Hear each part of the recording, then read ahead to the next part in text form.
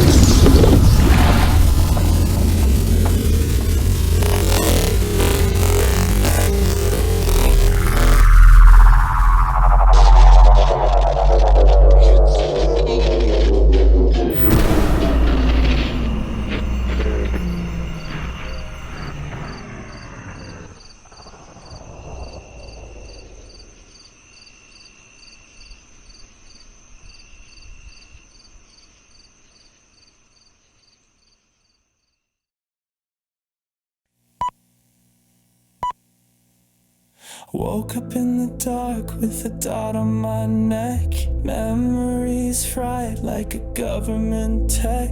Cars in a field and the cows look pissed. There's a UFO shaped like a Lisa Frank disc. My phone's got footage but it won't rewind. My neighbor's been glowing since 99. They're here, they're weird, they probe my mind. Got a mixtape beaming through the satellite line. So don't scream loud, just vibe and comply.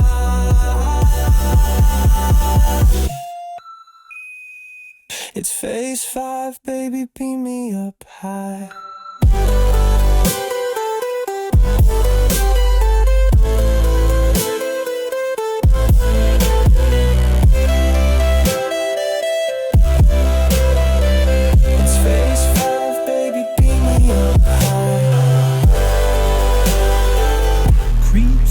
Freaks and insomniacs. Very sensual, very... Hello! I will unravel psychologically. Overjoyed, I'm over the moon to be here. So male or female, I can never tell. It's okay. I've already got it. Subject appears between the age of 13 to 86 Earth years. Nice observation. I further deduce subject is of a specific nationality, possibly Norwegian or Argentinian. Oh, I think it's waking up. Welcome, subject 1137. You have been successfully extracted from your meat home. You are now aboard our vessel, Cottage 5. Please remain still while we calibrate your pathetic Earth nervous system. Oh, it's squirming. I think it's trying to speak. There, little human. No need to fear. We understand your kind has run into extraterrestrials before. Our weird cousins that like probing folks. They're distant family, trust me. Don't be scared, sweetie. This won't hurt much. Now we're just going to plug a few things into your brainstem, loop some vintage jazz through your occipital lobe, and play you a little bedtime story.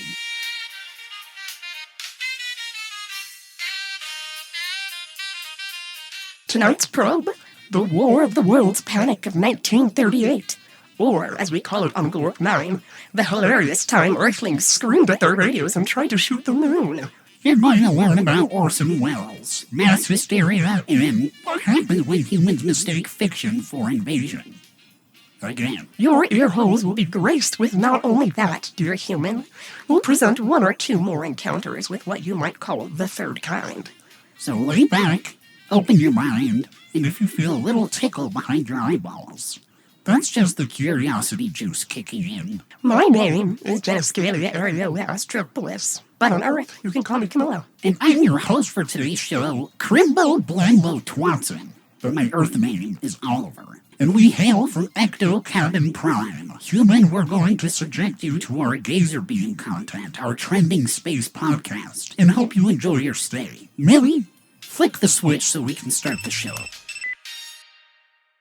Welcome back, my creeps, freaks, and insomniacs. You're listening to Creep Cottage, Phase 5, where truth is stranger than fiction. We're back, and with so much new spunk, fresh vibes, and addictive merch. Join us every step of the way by following our Instagram at Creep Cottage and poking around our website linked below for merch and announcements. And speaking of merch, it's out on our new website, where the merch is higher quality, the options are endless, like the darkness around our cabin, and the designs are so clean, they're cursed. And it's Pride Month, so get those Pride designs. We've also got the Outlaw Pass stickers and shoes, Roanoke Colony tees and sweatshirts, Bermuda Triangle stickers, as well as dozens of other cute, mystifying, and haunted designs, so check the link below. Be sure to take a trip today and see our new Phase 5 collection for aliens. An adorable vintage poster is up for grabs now, as well as a Phase 5 notebook. As you guys can see, we do have the poster in our studio for Phase 5, so we're kind of cool and shit in here. Just wanted to let you know. We dripping. Absolutely. Oh, we are the vibe. we're the vibiest. If you guys approve of the new website, the new sounds, and the whole new experience, rate us down below to help spread our community and build our platform. You Earthlings are the best audience a scaly guy could ask for. Love ya. Today, we're diving into one of the most iconic moments in media history at night, when a little radio play caused national hysteria. People packed up their families, grabbed shotguns, and fled their homes because they thought aliens were invading New Jersey. I have two lengthy-ass stories for today, and I'm very eager to share with you some of my favorite alien content out there. How many stories did you prep today? I prepped one long story that I've split into two parts.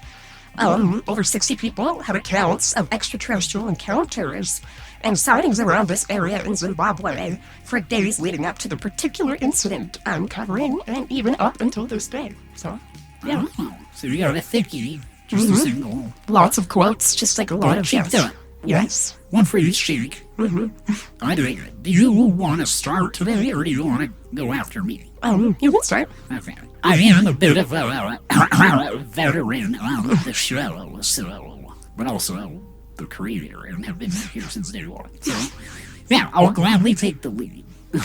Well, my two stories that I'm going to cover today, I'm going to be talking about Project Blue Book, because fuck the government, and they have fucked us long enough. And I just want people to know, like, nothing is fucking new. I'm sick and tired of people acting shocked and surprised when horrible things happen and it's all our government's fault or something. Exactly. It's like read a book.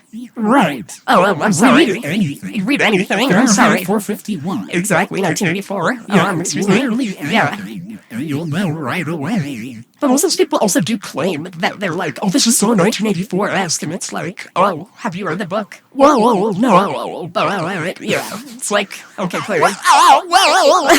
Okay, then shut up. Yeah, exactly.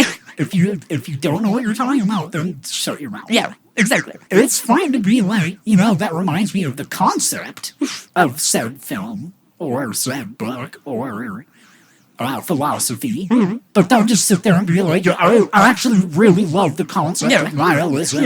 And like, I think it's just such a beautiful way to live your life. And you're just like, okay, but how much do you actually know about nihilism? Because if you knew what it was, you wouldn't be saying what you're saying right now. Exactly, it's the confident mediocrity of the whitest guy you know. So, yes, exactly. And we just had that shooting. Yesterday, right? In Salt Lake, in Salt Lake City, there was a shooting. No King's protest, It's kind of crazy. I know it's going to be crazy because to you guys, this may be old news. Because we have our 3 weeks of articles. Yes. Right? But we're uploading so much shit, we're making so much shit while we're away. So this is actually our second week of recording. Shit is all out of order for us. We recorded the bonus episodes first. Yeah. So I think it's not even until later on in the show that you'll hear me talk about my broken arm. But it is also still currently broken. Broken, yeah, exactly. It's actually less broken than it was later when you hear it. It hasn't even happened yet. Or this is not through my brain. If you wanted a real, like, Inception feel to Phase 5, we accidentally did it. Yeah. Oh, yeah, what about it? Like, no further. Yeah, we had that shooting in fucking Salt Lake City because of the King Parade. Yeah. And The protest, yeah, the protest against Donald Trump and his fucking fascist regime. Exactly. And cue the SWAT team busting into my house right now. He's bad mouthing my dad. You are kidding. Yeah, you can have that mouth. Attack the king, you furious! Attack the king! Yeah. No, I just, little baby Donald Trump had nobody at his birthday party. Oh, he's so sad. Right after his divorce from Elon Musk, too. Sad. Oh, yeah. That's a brutal blow. I'm sure. Yeah, absolutely. Actually, again, I have a whole meta universe myself going on. So if you guys haven't checked out any of my other content, you guys should probably go hop on that shit. Absolutely. But I did cover, like, this whole fake news segment a few months ago, talking about how Elon Musk is actually, this entire time, is secretly a Tesla truck. A Tesla truck. Yeah. And how he actually is secretly one, and there's, like, this whole video I found on TikTok that, like, breaks down this conspiracy theory that, like, I mean, just look at him. yeah, and the He conspiracy looks like a theory transformer. is a photograph that they outlined Yeah. on Procreate, and then it looked like the same Exactly, shape the same as the design. truck. It's the Cybertruck. Yeah, it's kind of like when people say, Da Vinci, like when they say that Mona Lisa looks like Da Vinci, like, I'm going to be painting the perfect woman that looks so much like himself. Well, That's that's- Elon's perfect truck, looks perfectly like him. Yeah. Well, that news opening, I said that Trump is famously anti-anything nonsense, right? And so he may actually have a few things to say about his secret robot lover. And what he's going to do when the news breaks to Trump and he finds out that his secret lover has been hiding the fact, he's a closeted robot. Exactly. He's a trans machine, yeah. Passing as human. Yeah. This whole time. Oh, embarrassing for Donald Trump to figure this out. Oh, man. Oh, embarrassment. He's in a world of shame.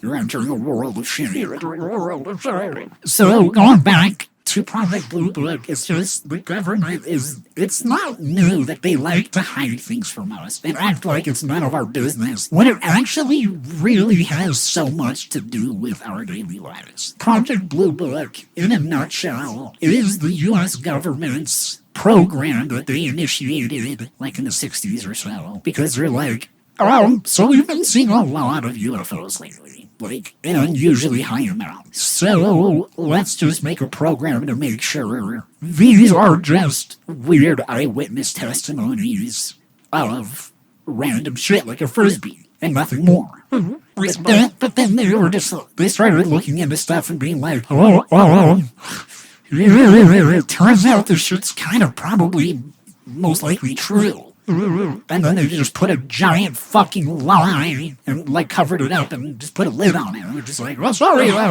weather balloon. Classic government. Yeah. So we're going to be talking a lot about tropes and stuff on my side of the stories I'm bringing to this phase. I want to talk a lot about where these tropes come from, where these phrases get coined. I think the origin of stuff is really fascinating. Yeah. So that's going to be a lot of the content that I bring to the table for Phase 5. So we're going to be talking about Project Blue Book. We're also going to be diving pretty deep into the night radio melted America's brain, which is about the War of the Worlds panic, which is a radio play that broadcasted over the news and basically said at the beginning everyone thought it was real. And then everyone shit their pants and turned the country inside out. Mm-hmm. And we'll talk about it. I love the story. Yeah, I heard it growing up, like much younger so than I many think times. it was. Yeah, I was much younger than I think. The average person should be hearing a story that crazy. Really? Because Yeah, I wasn't. What was it? in elementary school for sure. Yeah, like 8 or 9. Yeah. Really? Yeah, You think that's something like... Oh, yeah. I think it's a great story to tell kids. I think it's not too spooky. I think it's just a little bit like, oh, you see how people can get so out of hand. guess Like, that you is, believe like- everything. Like, you hear it. I guess I would rather tell them this story than any number of fucking fables or... Yeah, it's a little bit spooky, but it's also got a moral. Yeah, exactly. That's what I was going to say. It's much more, like, morally productive than the storytelling of media literacy, which I think in this day and age is probably an important story to start telling I your agree. kids. Exactly. But then you have shit like Jack and Jill and Humpty Dumpty. How the fuck does that help you out in life? But I have remembered this when story. You said Jack and Jill, I'm sorry, I don't mean to interrupt, but the first thought, instead of it being like the poem, was the Adam Sandler movie. And I was like, what about Jack and Jill? Until, obviously, the Humpty Dumpty. I'm sorry. I haven't seen that movie, so... Oh, you don't need to see it. Don't see it. I'm sorry. I'm not much of an Adam Sandler fan, so... Oh, it's the worst. I'm sorry. 50 First Dates is all I need, and even then it's in very small doses. Punch up love, maybe. Anyway, sorry. Maybe. All right. Yeah, so that's what I'm talking about. So if I'm going to begin our sesh today, I guess I'll just dive into Project Blue Book. Tell you guys about how much I hate the government and all of the things that they're up to all the time, and it never fucking changes, and people just keep acting like shit does change, and that the government is here for us. And then 5-10 years pass again, and then everyone's like, whoa, man, what? The government doesn't have my best interests? What? Okay, name the last time that happened. Yeah. When's the last time that you were jumping up and down with joy and being like, oh my god, the government did something for my benefit? Yeah. Never happened. But how many times are you sobbing on the fucking ground, crippled, fetal position? Like, fuck, I can't pay my bills, I'm starving, my dog is probably gonna be dinner soon. Yeah. You know, like, the government is not your friend. Especially ours. It never has been. I mean, you can look like so long. Yeah. Guys, read a book. I'm sorry, I just have to keep saying, read a book. Just one or two. At least one or two. Yeah, please. Then people say they haven't read a book since high school. That's when I lose a little bit of faith. Yeah, I get a little sad. Unless they say I listen to them, then I go, oh, you're cool then. Right, I'm bad with that. What's the last book you read? I mean, we're reading Salem's Lot together currently. And also a really horrendous book. Yeah. Okay, here's a fun anecdote for you guys. Camilla came over and we like to read together. And I was thinking, like, you know, I'll pitch this horror novel that I read when I was a kid. Right? I was like 11 years old when I got the book. And I remember loving it. Or at least, it's like 2 books in one. So I remember loving the first book and thinking it was genius. So I pulled it out, was telling Camilla we should read this together, but it's an R.L. Stein novel. So then I was thinking, well, maybe the writing's not that good. And I wonder, before we started, like, who knows? Maybe this is total ass cheek, because I haven't read this since I was like 12. So I remember the plot being good, but the writing itself could be bad. And we got started in it. Oh my god, bro.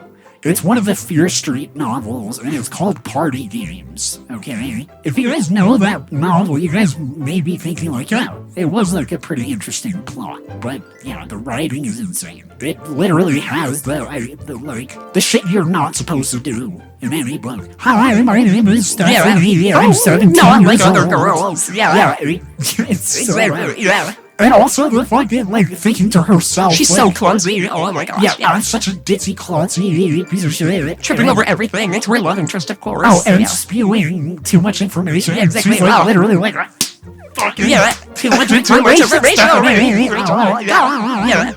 Yeah, it's so funny. Like, the writing is really bad. Yeah. But on top of that, our favorite part of the book so far, well, at least my favorite part, I can't vouch for you, but my favorite part so far is that the main character has a crush on the guy, and his name is Brendan Fear. Okay? Brendan Fear, but not just that. I think he's rich. Fear family. Yes, he's rich. And so because he's rich, everything is named after Fear. So it's like the Fear Island is where we're going to have his birthday. And we started joking around like the Fear Boat. Yeah, Fear Street. They didn't mention Fear Street. So I was like, meet me at the Fear Docks at 12. Welcome to Fear City. You ever been to Fear Town? Oh, my Fear Copter. Yeah. It really is Batman coded. Yeah. It truly is. Those shark repellent fears forever. Okay, I can see it. Fear man. Yeah, Fear man. It's just scarecrow, but a good guy. Yeah. TBD. Who knows? Brendan Fraser could be a menace. Brendan Fraser. Fucking Brendan Fear. The whale. Brendan Fraser could be a menace. We don't know. Okay, let me just get into my story before I just go into a massive tunnel. I was ready to tell you what books I read, but I was the last book I read, but I realized, we don't need to talk about that. I was like, we could just go around that story. Want to be embarrassed? Yeah, I was Why going do to you do I was like, we will ramble.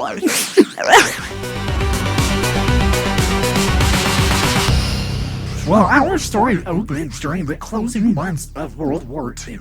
Allied night fighter squadrons based around the Rhine began reporting strange aerial phenomena. In November 1944, Lieutenant Edward Schluter, love that name, Schluter? he punched you in the Schluter. Yeah. Lieutenant Donald Myers, and Lieutenant Fred Ringwald. Good strong name. And they were from the 415th Night Fighter Squadron. They described a haunting scene. 8 to 10 bright orange lights off the left wing, flying through the air at high speed. Radar confirmed no known aircraft in the area, yet the lights shadowed their plane effortlessly. Now, I think the airplane stuff does get me a little bit more spooked out than human, like, walking around encounter. Yeah. No, I can definitely see that. Just because planes are already so fucking fast. Yeah, fast. And to just see an object that almost looks like it has been whip-chained to your vehicle, right? It's almost like it's popsicle sticked. Like, it's like someone glued a popsicle stick between this ship and your ship. Yeah. Yeah, no, that's scary. How is it just It's matching how my can it speed? do that? Yeah. Yeah, it's so bizarre. I find that You have no extremely explanation. haunting. Yeah, exactly. It's like, oh, new technology. Or like, who could be doing this? Yeah, exactly. Yeah, I hate it. I hate it so much. So over the following weeks, this repeated across multiple missions. The lights, sometimes red, green, or orange, moved in close formation, appearing, disappearing, and outmaneuvering pilots over 260 miles per hour. Now that speed and agility baffled even combat-savvy pilots who described the phenomenon as Foo Fighters, a cologne slapped for a comic strip. Where there's foo, there's fire. The pilots themselves were non-sensational in their reports. They never suggested extraterrestrials, only that something was following the aircraft. Still, the encounters ignited speculation in both Allied and Axis. After the war, intelligence that the other side had developed secret aerial tech. However, after the war, no such weapons appeared, and the lights remained unexplained, marking these Foo Fighters as proto-UFOs in a time of intense cloak and dagger military research. Wow. Yeah. I'd be kind of freaked out just to go up in a plane at that time, especially because your superiors can't explain it. Like, and they are supposed to be in the know. Like, And planes are new. exactly, yeah. This is new technology. This is 1944. Right, exactly, that's what I thought. So planes are new. Like, that's crazy technology. Nothing should be able to match speed like that. At all. Period. Like, Yeah. Everything should look like shit up in the sky. Everything should look like it may fall apart. Like, granted, in 1944, planes can't go that fast. Yeah, exactly. That's what I'm saying. Yeah. If you're up in the sky, Exactly. if there's anything else up there, it is either a bird or a mechanical piece of shit. Something that looks like it could just, like, all the springs fall out. Yeah. All the bolts just and just fall out of the fucking plane. That's what you see in the sky in the 1940s. You don't see shiny, perfectly shaped, exceedingly fast aircraft. Yeah. That's insane. Especially lights. I feel like that's even stranger because Absolutely. There's nothing just as strange because seeing because seeing future technology, something way beyond your time, is insane.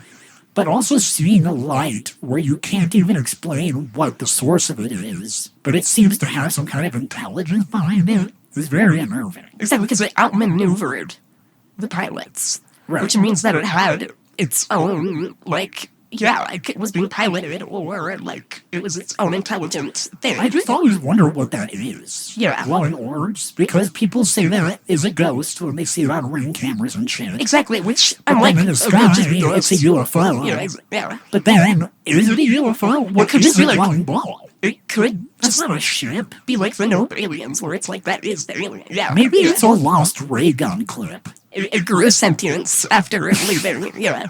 That's the dangerous about stray ones. You always want to get them on a target because they'll go gain their own sentience and get their own lives out You there. want to reload the next mag as quick as possible. They'll start going to Earth and outmaneuvering 1940s pilots, freaking them out. Yeah, they updated their policies in space, so that's why we haven't seen them since then. Now they have a much more strict policy. Exactly. It was on on the how you handle bulletin. your magazines. Exactly. It was on the bulletin. Did you not see it on the bulletin? Yeah. Yeah, or it's weird, I can't explain what they could possibly be. It can't be alive, right? I don't know. It could be. Look, I'm thinking it could be alive. Let's sort out. Really? Okay, that'd be crazy and fun. But also, I think it could just be something we don't understand.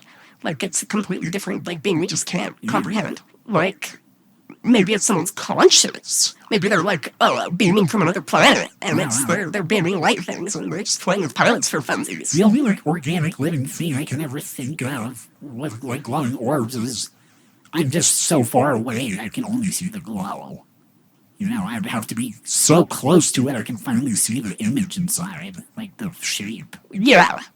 Yeah, but it's I feel like if it's extraterrestrial, there's some other things that we just don't understand. Yeah. So I'm just saying my best guess is that it is some kind of bioluminescent creature. Oh, yeah, if you're giving it a reasonable explanation. Yeah. Okay. Yeah. I don't think it's just a star with a brain. I just think they were all hallucinating, I think that they all had a shared hallucination, and they all, there was just the way the light played. There was some gas in the air, the light just plays off of it. How could I have missed it? Yeah, there's something in the atmosphere. The obvious explanation. Yeah. It's always right under our nose. Just prisms, outmaneuvering pilots. Easily explained. All hoaxes. Oh, yeah, exactly. Elaborate Someone's pranking them hoaxes. with, a little big laser, like one of those laser pointers in the sky. Yeah.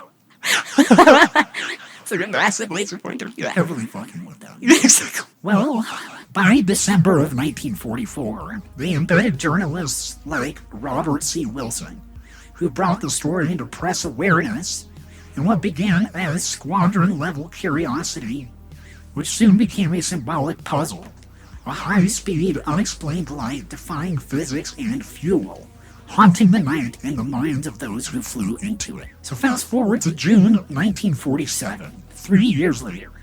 Businessman Kenneth Arnold was piloting his small private plane near Mountain Rainier in Washington. Of course, his name is Kenneth. He's his own plane. Wow. What year was this? 47. 47. Oh, wow. Own plane in 47. Oh, great. Kenneth. All right. The widest guy you know. Yeah. Yeah, what was he doing? What was his job? Yeah. Yeah. That's what I'm wondering. Let me go back in time and get what I He got. probably worked for doTERRA or something. Don't tell it. He didn't exist. Amway. Yeah, he started Amway. Yeah. Yeah, he's the founder of Amway. Yeah. He just couldn't handle being in the church anymore, and he wanted to drink and smoke and stuff. But he's like, but I do like the Bible. Look, I can't be a preacher, I can't get money that way, so let's try a different way. Yeah. Mammon is his god.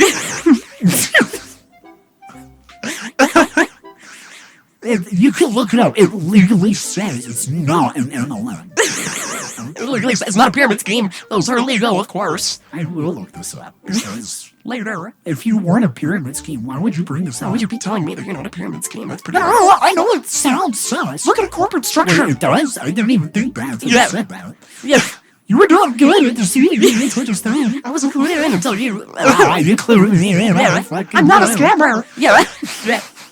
Oh, you have the white guys talking to him after, and getting him notes on how to sales pitch, and be like, you keep tripping up at the end. You keep giving it away that you're scamming them. Exactly. This is an actual classic MLM. So call someone who's more of a superior in, and they'll come and give a pitch Yeah, later. but then he talks to them, he's like that, and you keep fucking up. You keep Yeah. giving away that it's a scam, and Yeah. he looks at them and wait, it's a scam? It's a stupid. Because it always just goes down the Just chain. it's not actually a pyramid scheme, though, right? Just guys? everyone lying to each Yeah. other. Yeah. It is It is a another cult. form of cult. It is yeah. a cult. Yeah. Yeah, it's crazy. So yeah, fast forward to Kenneth in his private plane. At one point, he reported seeing a string of 9 or more shiny objects, like saucers skipping on water, he said, moving at estimated speeds of 1,200 miles per hour, well beyond any known aircraft in that era. Arnold described their erratic motion quote, like a saucer if you skip it across water. And it was that image that stuck. His phrase, flying saucer, became the instant moniker for UFOs. His sighting received nationwide attention when the AP picked it up, launching the global UFO craze. However, I will say that flying saucer can be quite misleading, though, because there are tons of cases where the people see UFOs that don't look like that shape at all. Exactly, that's what I'm just like, everything about the extraterrestrial is unexplainable. I'm like, there's so many things that could exist that we just have no comprehension of. Right. Yeah, there is a story of around the same time. We're about to get into the Roswell incident, so it was around the era of Roswell. But people saw this ship that was huge, giant, like fucking Star Wars ship, okay?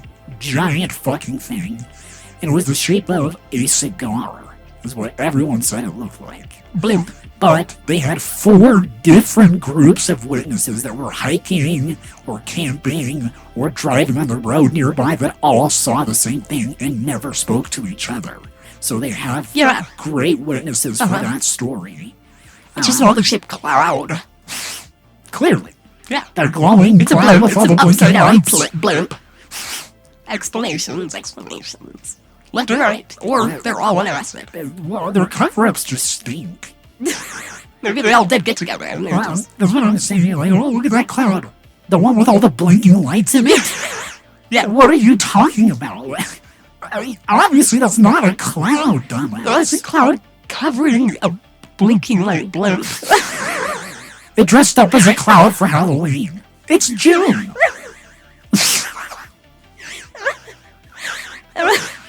No, I don't actually believe it. I just think it's, I'm just waiting for the day that the government just has to go.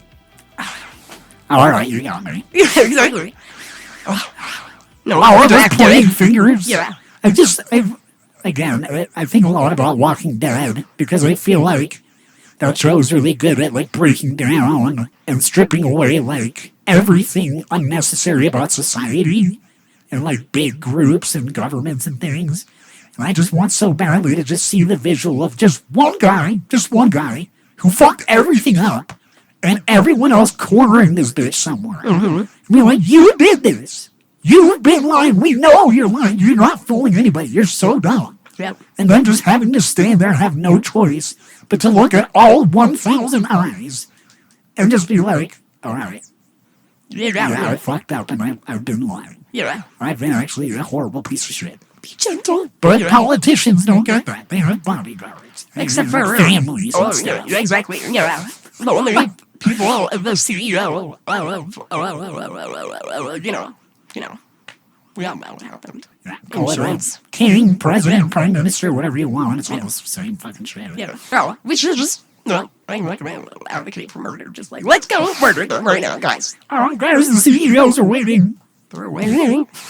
Oh, look at their big, beautiful bald heads. Each one just like put a bullet in it, right? Hey guys, if you guys go on a rampage and murder a bunch of CEOs, I'll cover another version of Phase 2, Fan Edition. We'll give a shout out to all of you. I wanted to cover this story as a dedication to my fan who told me they wanted me to cover this. They are the perpetrator of this crime. Yeah, also Pixar didn't happen. Carved something on the bullet or it didn't happen. Okay, leave your trace of every mark. It's like Sherlock, where he's like, who would sponsor a serial killer? Me. I would. I would sponsor all of you. If I had money, if I was a billionaire.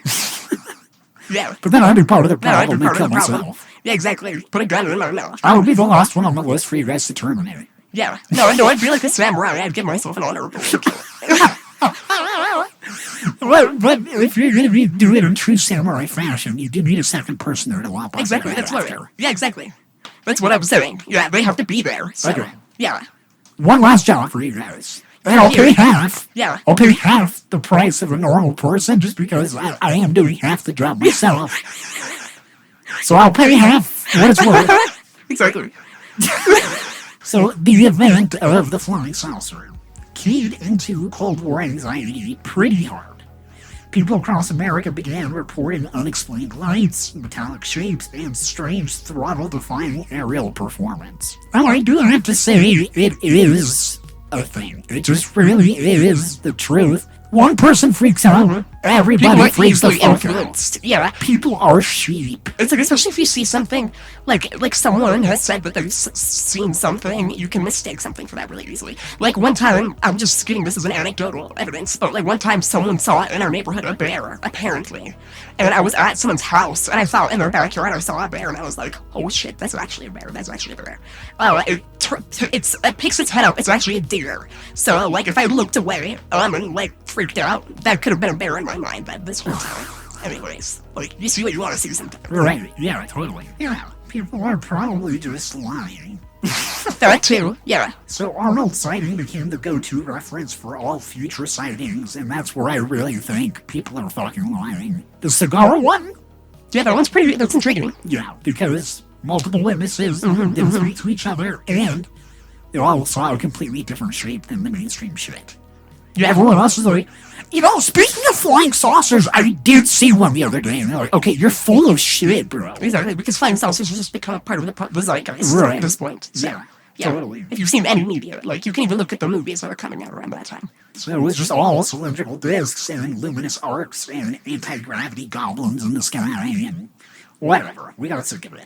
So Arnold became the reluctant poster child of UFO enthusiasts. He was clear that he only reported what he saw. He never claimed contact or capture, but the seed had already been planted in public consciousness and military concern. Yeah. So it was always the random dudes with pilot licenses who see life-changing stuff. Exactly. And I'm also like, did they take a blood test afterwards?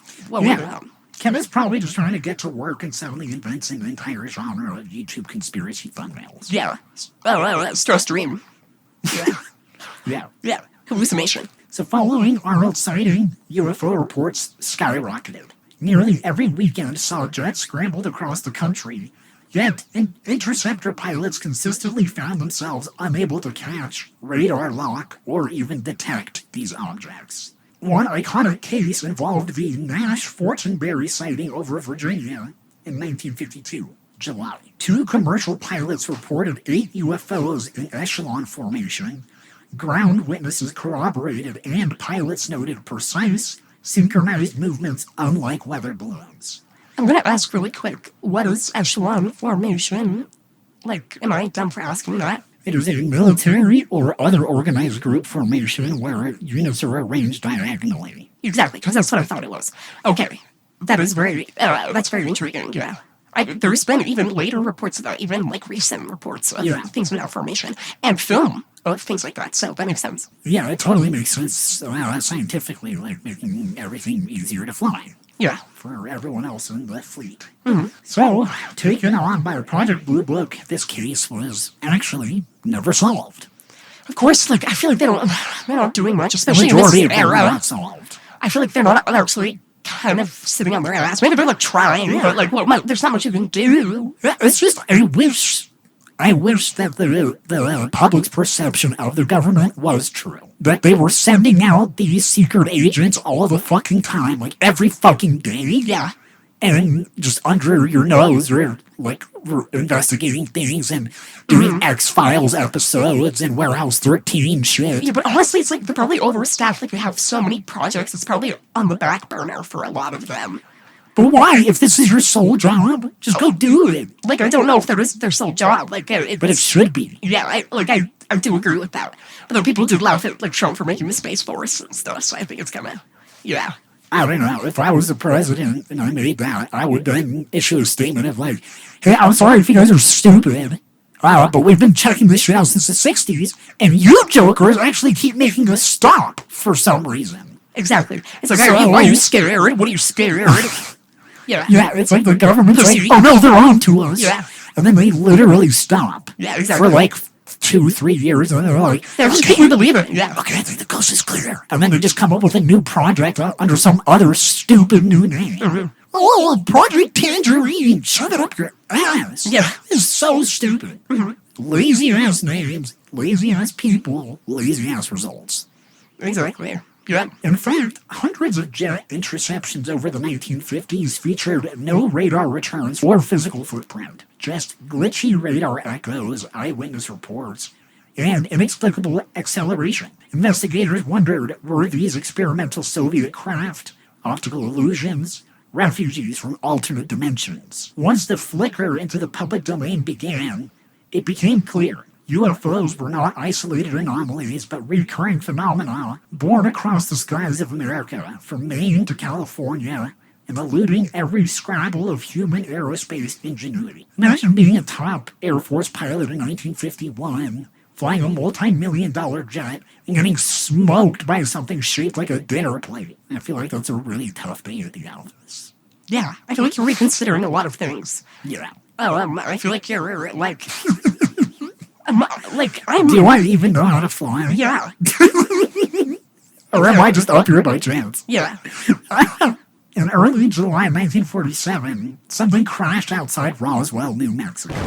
At first, Major Jesse Marcel of Roswell Army Airfield was summoned around midnight in order to collect debris, thin foil fragments, strange metals, and lightweight logs. Not like anything he'd ever seen before. This is my favorite part. Marcel reportedly woke his son, showing him odd crumpled metals and foil tags stamped with unfamiliar symbols. Elements he described as remarkably light and resilient. What was he doing to this to find out it's resilient? Shooting it? Yeah, resilient. Wow, that's where this metal won't break. Yeah, he's like bending a little bit. That's pretty resilient. That seems okay. Yeah. He just took it home, like just shoved some random scrap metal in his pocket. Yeah. He's like, oh, He just stubbed it out on. later. Yeah. Well, why did you do that? What did you have in mind? Takes a hammer to it a little bit. This is tough stuff. Yeah. I should show my son. Yeah. So without realizing the panic he'd unleash, he later became a high-profile whistleblower in UFO lore. And I don't know what kind of dad flex that is. Waking up your kid to show them alien metal shards to be like, come on, kid. Wake up. And show you some unforgettable shit. Like, I don't know. Circumstantially, this crash led to intense suspicion, rumors of alien bodies, and a PR disaster for official secrecy. Almost immediately after the Roswell incident, the government issued contradictory statements. First confirming the retrieval, and then they dismissed it as a weather balloon, and then soon after, Project Blue Book was officially established in March of 1952. A weather balloon could never be this resilient. Or light. Or light, yeah. Oh. Successor to the earlier Project Sign, which was from 1947 to 49. So that was basically their old UFO manhunt, and then they became Project Blue Book. But they also had Project Grudge, which is a similar project from 49 to 52. Grudge. Yeah. So silly. So it was Project Sign, and then Project Grudge, and then Project Blue Book. Yeah. Grudge was the little child. Yeah. I'm just waiting for the next one. Project Nonsense, because that's what these titles are. Yeah. Blue Book is weird. I like Sign a little bit. I think it's kind of abstract and kind of fun, but I think it goes downhill from there. Ever since that M. Night Shyamalan film. Ever since they go to the future. Yeah. See the M. Night Shyamalan film. Yeah. That's what he. Yeah. Signs. So Blue Book operated from Wright-Patterson AFB, Dayton, Ohio. Under directors like Captain Rupa, it prioritized two main tasks: determine if UFOs posed a security threat and analyze UFO data scientifically. July of 1952 saw what's widely considered as the most dramatic UFO flap in U.S. history. Between July 19th and 27th, a wave of glowing UFOs swooped through the airspace above the nation's capital. 7 large fireballs zipped around the White House, landing at the height of the Cold War tension. Did you hear about this?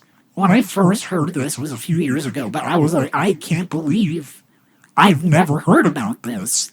But apparently 7 UFOs just flew around the White House and was just all over national TV and scaring the shit out of people. What year was this? 1952.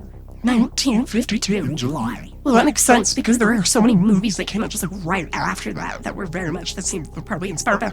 That's so interesting that I never heard of them. It's always like I've seen the media that's inspired by it, but sometimes I just don't know what the original event. It's almost been 75 years. That's since crazy. that incident. Yeah. Almost on the dot. Yeah. A few years off. But yeah, it's so bizarre that just not common knowledge, I suppose. But yeah, we had that incident, and not even it happened just once. Washington's radar at National Airport and Andrews AFB tracked dozens of fast-moving blips. Interceptor jets scrambled, but pilots described impossible maneuvers and speeds from 1,150 to 7,000 miles per hour, well beyond any Soviet or American engineering. President Truman was demanding answers, and Project Blue Book's commander, Captain Edward Ruppelt, flew in to investigate directly. The government released false statements blaming weather radar anomalies, temperature inversions that can bend radar beams, yet the public was unconvinced. In response, the CIA formed the Robertson Panel in January of '53, which downplayed UFO sightings and recommended an official information campaign to strip the mystique. Even experts admitted many sightings were trivial, but a fraction, most notably the DC flap, remains unexplained, militarily unsettling. As mission reports poured in, by 1969 over 12,618 sightings, of which 701 remain truly unexplained. Blue Book published frequent dismissals while quietly classifying key encounters such as the Kecksburg UFO in '65, the Flatwoods Monster in '62, and the repeated White House flares. Yet, despite their efforts, significant holes remain. In 1968, the University of Colorado's Condon Report said there is no national security threat worth continued public scrutiny. Soon after, the Air Force disbanded Blue Book on December 17, 1969, and on January 19th of 1970, they pulled the plug. So Project Blue Book officially ended, but its aftershocks resonated. 701 unexplained cases remained on record, still unsolved. And just like that, the government pulled the plug on the most famous UFO investigation in history. Because if we ignore our problems, maybe they'll just go away. Classic American strategy. Former Blue Book staff and academic skeptics continued investigation. Notably, in the 70s, President Carter requested NASA look into the phenomenon, but they declined, citing lack of clear evidence. Actually, a little more important things to be working on, I think. Swipes the things off their desk like they have cereal. Just like, look, as you can see, I'm doing very important work here. Yeah. We're finding other planets to live on. Yeah, no offense to NASA. So any aliens that know where we live right now, they won't know anymore. We're moving. Getting a new house, new address. In 1980, the New Blue Book movement formed.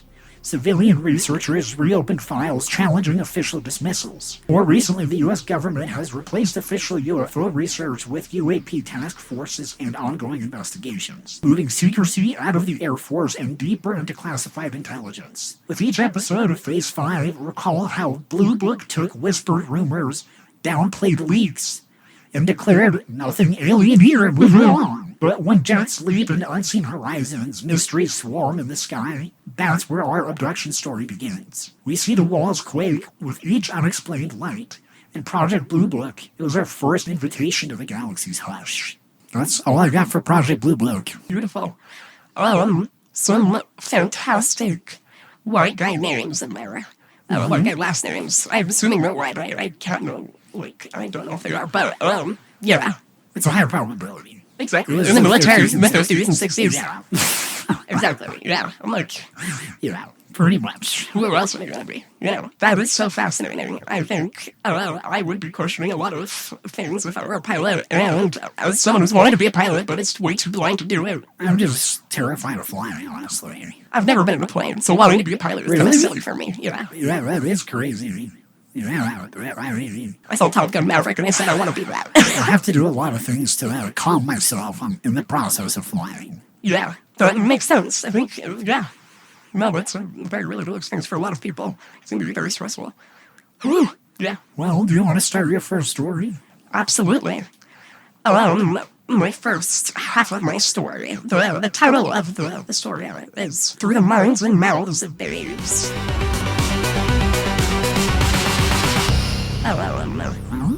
It starts September 1994 in Zimbabwe. Dozens of news reports of UFO sightings. Meteorite showers. CBC correspondents are requesting anyone with footage of meteorite showers, claiming claims of shiny ovals in the sky on the 15th of September. And then before, hundreds of people reported seeing a quote-unquote mysterious bright object, 2 orbs of light, things like that. The ZBC was flooded with calls with accounts that they had no explanation for, which I think, because it was being so broadcast at the time, just all over the news, I think it became kind of like a little bit of a hysteria in that small part of Zimbabwe. Sure. So, like, I think, like, people did see the sightings, and there was footage of the sightings, like, especially the orbs in the sky, but I think it could be blown out of proportion, like, very quickly. Oh yeah, I could see that. Yeah, but that brings us to the 16th of September, 1994. Right outside the small agricultural center of Ruwa, Zimbabwe, there is a seemingly unassuming primary school called Ariel Primary School. Ariel School was expensive and had predominantly white students from wealthy families in Harare. So, could you tell me what you saw on Friday, September 16th? A reporter asks a boy and 2 girls he is filming on the playground of Ariel School. The boy responds without much hesitation. Well, it was just glinting in the trees, and there was a man who walked towards us, and he walked back again. The reporter asks what the figure looked like. The boy again responds with very little delay in thought. His face was like this. He traces around his face like this. And his eyes were down here, and he points to his cheeks. Much further down his face, because ours are here and his were here. Just gesturing again. And one of the girls mentions something about a figure sitting on the spaceship. The reporter asks, He's just out for a smoke break. Yeah, so he's filming these kids. They're all standing side by side, like almost in like height order. And he's like zooming in on this kid, and he's almost like, this kid's almost excited the way he's telling me. He's not quite excited, but it's like really threat election for him. Yeah, exactly. Like, he's really trying to recall it, and he's having, like, yeah, and it's so interesting seeing each one of these kids and how differently they respond to those. And would you say, like, a level of fogginess? He didn't, but the girl standing next to him had almost this, when she said, like, sitting on a spaceship, she almost looked very worried. Like, she had this very, like, worried aspect to her, very hesitant to speak, and not like the boy, like, he was very eager to tell what he had seen. I hear in a lot of these stories, especially with, like, something as simple as, like, an encounter of seeing an alien, or as far as, like, being abducted, that people will seem, like, really off when they come back, like, temporarily. Yeah. You know, they have, like, almost like anesthesia in their system, and they're very, like, groggy, foggy-minded. They're not making sense in what they're saying, or, like, they look confused. Yeah. We'll get into that a little bit later. Yeah, like, this is a little bit after it. This reporter is a few days after the event itself. So they're probably, like, had a little bit of time to think about it. And, like, getting excited probably because the reporter is filming you and asking you questions. So it's like, I'd probably be, like, it's like a kid. He's only probably grade 7 at most. So, yeah, the reporter asks the girl, how do you know it was a spaceship? It wasn't a helicopter or something like, and before he can finish, she says no, and she shakes her head. It looked like a disc, the boy elaborates, and all the students, they agree. Colin Mackey, the headmaster at the time of Ariel School, asked the students to draw pictures. So there's lots of pictures that the students have drawn. Some really interesting ones. I've taken some screenshots. But and he agrees that the students saw something, but is reluctant to agree with the spaceship. He says later, I honestly believe they saw something, but to draw a conclusion as to what that is, I don't think I could say at this point in time. You said we have screenshots? Yes. Well, we'll put this up on the Instagram. Absolutely. Yeah. I have them in order of a certain, like, we'll get to certain eyewitness testimony, and some of the eyewitnesses have certain drawings that they did, and some of them are even signed by them. So I think it's really cute if to, like, get a few of those. But yeah, there's so many. We can't do all of them, but we can do a few. But Thea Hind was one of the first journalists who came to Ariel to interview the children. She brought along a scene investigator named Gunther Hofer, something like that. He brought along some gadgets to check for radioactivity. He made his own little Geiger counter because they're quite expensive. And in the 90s, like, he had quite a little, like, some tech just to see if there was any radioactivity. Unfortunately, nothing seemed abnormal, and Gunther said at first, I would like to see some evidence, but from what I see from some of the children, I do believe something happened. Here's what Cynthia had to say about this case when interviewed after the case. I'm not that gullible, but this to me is a very typical case, and I've handled several hundreds in South Africa. I certainly believe the children drew some extremely interesting pictures, and there's certainly some of the things they told me that they couldn't have known about. Interviewer asks, how long have you been investigating UFO phenomenon? And she says, 17 years. I'm a continental coordinator in Africa from MUFON, UFON. And UFON has over 5,000 members, most of whom are scientists. Interviewer says, you interviewed with the children. What was your conclusion? And Cynthia says, I believe them. I believe they saw what they said they saw. I believe that perhaps some have been influenced by others. And they've added a little bit here and a little bit there, but basically drew in their drawings many things that I don't think they can know about. As an investigator, I've learned if they tell exactly the same story, then there's corroboration, and they've got together and they're doing it. If they tell us similar stories, but from different viewpoints, to me, that's the truth. Yeah. And a lot of people on this, talking about this case, say similar things where it's like, even Nicole Carter, later, she is another journalist from SABC News, producer, also, and she became interested, and she said later, long after she was interviewed years later, and she said, why would they make up such a story? At the age 6 to 9, 10, they wouldn't be able to sustain a story for such a long time. Really? One of them is going to crack, and it'll be like unrolling a bottle of string, and everyone else would crack as well. These are some of her interviews with some of the children. She asks one of the children, what are you doing that day? So, because most of this is going to just be back and forth between interviews and the children, just so you can get an idea of everything that they saw, because over 62 students came forward, and many of them have corroborated, they've come in, continued their claims to this day. Anyways, Nicole asks one child, what were you doing on that day? The child says, well, I was walking and I saw this marine color in the sky, and me and my friends were following it, and then we saw this light in the trees. We saw this black figure running in slow motion. How big was the figure? It was about as big as grade 6. So most of the children said it was about their height or a little bit taller. For this specific one. And there's some really interesting, it's even grosser, the descriptions of this specific one. Yeah. So it's their height, like a little kid. Mm-hmm. And its eyes are on its cheeks. Yes. Okay. Yes. Another child says, something shiny and something sitting on it, and they were wearing pure black, referring to the UFO that they were saying. Another child was wearing black? No, the child was something shiny, and there was something sitting on it, was wearing black. Yeah, sorry. They saw this one as something shiny, and then something was sitting on it and was wearing pure black. And most of them say pure black.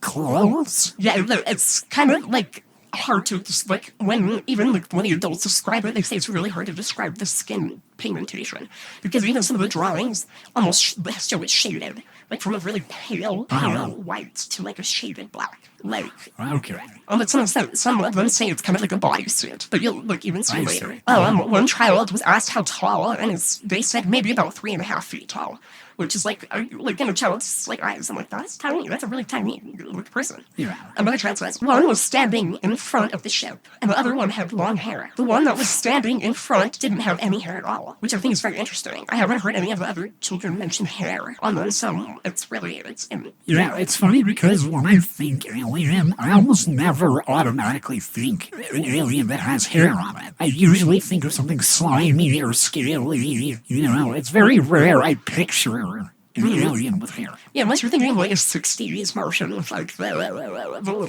hair, I feel like a cartoon. I don't usually imagine extraterrestrials with hair, usually bald, fully bald, yeah. But I think it's funny that one of them has a full head of hair. And the other one doesn't, Because that insinuates that he's part of the bald community. Yeah. Maybe he's looked down upon, maybe he's insecure about that. Exactly. Yeah. His bald coworker. Yeah. I'm just gonna sit up here on the spaceship. You go on there, I don't want to wants to hang out with me. Focus on ball. Do you ever look in the mirror and think, God, I wish my head was covered in the soft, harvested threads of another human being? Well, Earthling, you're not alone. And you're not clinically insane. You're fashionable. Introducing human wigs. That's right. Ethically sourced, probably, lightly screamed into shape, styled by our in-house gremlin, Florks the Follicle Freak. This isn't your grandma's toupee, unless your grandma was a cryptid in disguise, in which case, hi Sharon. We've got styles like the Midwest divorcee, that reeks of regret and gasoline. Blonde on the run from when you want to look fast and haunted. Corporate soul sucker. Our most realistic yet. Comes with an MBA and a thirst for fucking over your fellow man. And our bestseller, the goth librarian who knows too much. Limited run, so grab it now before it's too late. Right now, if you shout into a bathroom mirror at 3:33 a.m. and whisper the phrase, "Scalp me softly, Crimbo," you'll receive a free vial of scalp glue and a signed picture of me in a bob. So go ahead, be bold, be hairy, be confusing at parties. Human wigs. If it's not growing out of ya, it should be glued on ya. Now available in beige, ash, and moss rot teal. Hair is identity, and I'm building a new one. So should you. Drop on down to Human Wigs today. Yeah, like this next child says that they had a big head and big black eyes and was dressed in a black bodysuit. So there's where the bodysuit comes in. And one child says that, I don't know, I just thought it was some kind of alien from a different planet. Children, they're saying that they're scared. And they wanted to tell the teachers, but most of them were too shy to tell the teachers. One child says that they ran down to the teachers, and they went to the office, and they started telling the teachers, and they said, maybe there's nothing, basically. And the reporter was like, how did that make you feel? And they said, maybe there's nothing. And it was like, we felt very sad because we did see something. And it was like so many kids all at once. And this is like about like a little bit later, John E. Mack, MD, like he's a professor of psychiatry at Harvard University, author, Pulitzer Prize winner. He becomes very interested. And he also, like as a side note, is very interested in just supernatural occurrences in general. And it's almost like he's been almost blacklisted from the psychiatric community because a lot of them are just like, it's complete bullshit. Like when he even mentions it, like we get embarrassed, basically. And it's really sad because I think, especially the way he interviews his children, those children are so wonderful. I think he has such a way with these kids. Like you'll see kind of like that questions he asks really brings out like the way he talks about it. He ends up asking Colin Mackey how many students saw the craft. And there's about 60, but more could have seen it, and they're just too embarrassed to talk about it, or we haven't actually had the grade 1s and 2s involved. So, like, there were more kids outside. I'll go into it later, but what had happened is there was a staff meeting, so there were no adults there. It was only the kids outside. And so, yeah, they didn't even interview the grade 1s and 2s about it, so there could be even more witnesses that they just didn't interview because the little kids were there too. And Johnny Mack becomes a super integral part of how much was documented in this case. He interviewed many of the children, and he brings a very human touch to a lot of the interviews. This is where we really get into the accounts of the craft and the aliens. So, John is interviewing children, and most of these, like, it's just a lot of interviews back and forth. I guess I keep warning you because it seems a little bit boring when I'm just reading them. John asks, what were you doing at the time? And this child says, I was playing in the playground. We saw something silver. We quickly ran to the logs, and we saw a silver thing, and we saw a man standing next to it. And what did he look like? Well, he had big eyes that pointed. Maybe you could just draw the head, or do you like to draw? Yes. Continues to draw the face with, like, football-shaped eyes. Okay. And I couldn't see those in his mouth, but his nose, I couldn't see his nose in his mouth, but his nose is pretty small. So the eyes were large? Yes. Did you look into the eyes? No, but I saw that his eyes were black. Were they looking at you with them? It seemed that he was looking at all of us, is what the kid said. Yeah. That's really uncomfortable. Like, a lot of these children are very uncomfortable. Like, this specific one, she is very distressed the whole time. Like, she looks very concerned. She's looking down. Her brows are furrowed the entire time. And even later, she, as an adult, she talks about how this has affected her life. And this experience and the trauma from it as well. And even the alienation, like, there's, like, I go a lot into it later. Did it get, like, violent or anything? No.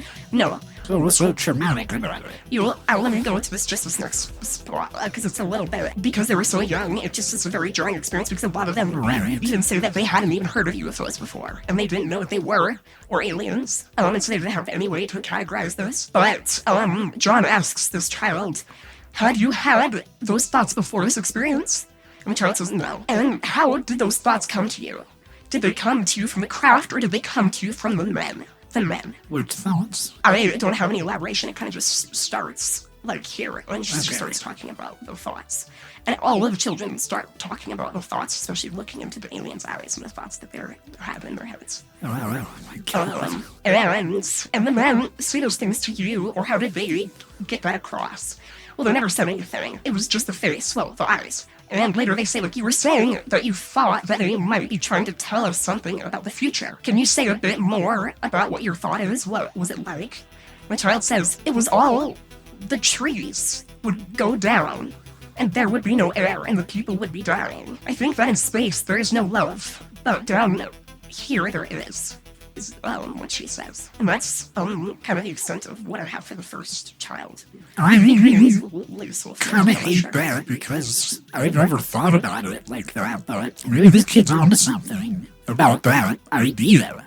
But like, the more expansive we get, and the more that we want to just leave Earth and just learn about everything outside of it for some reason, and not just sit here and focus more on Earth itself, it just becomes more cold and distant, and logical and rational, and there's no room for morality, there's no room for emotion.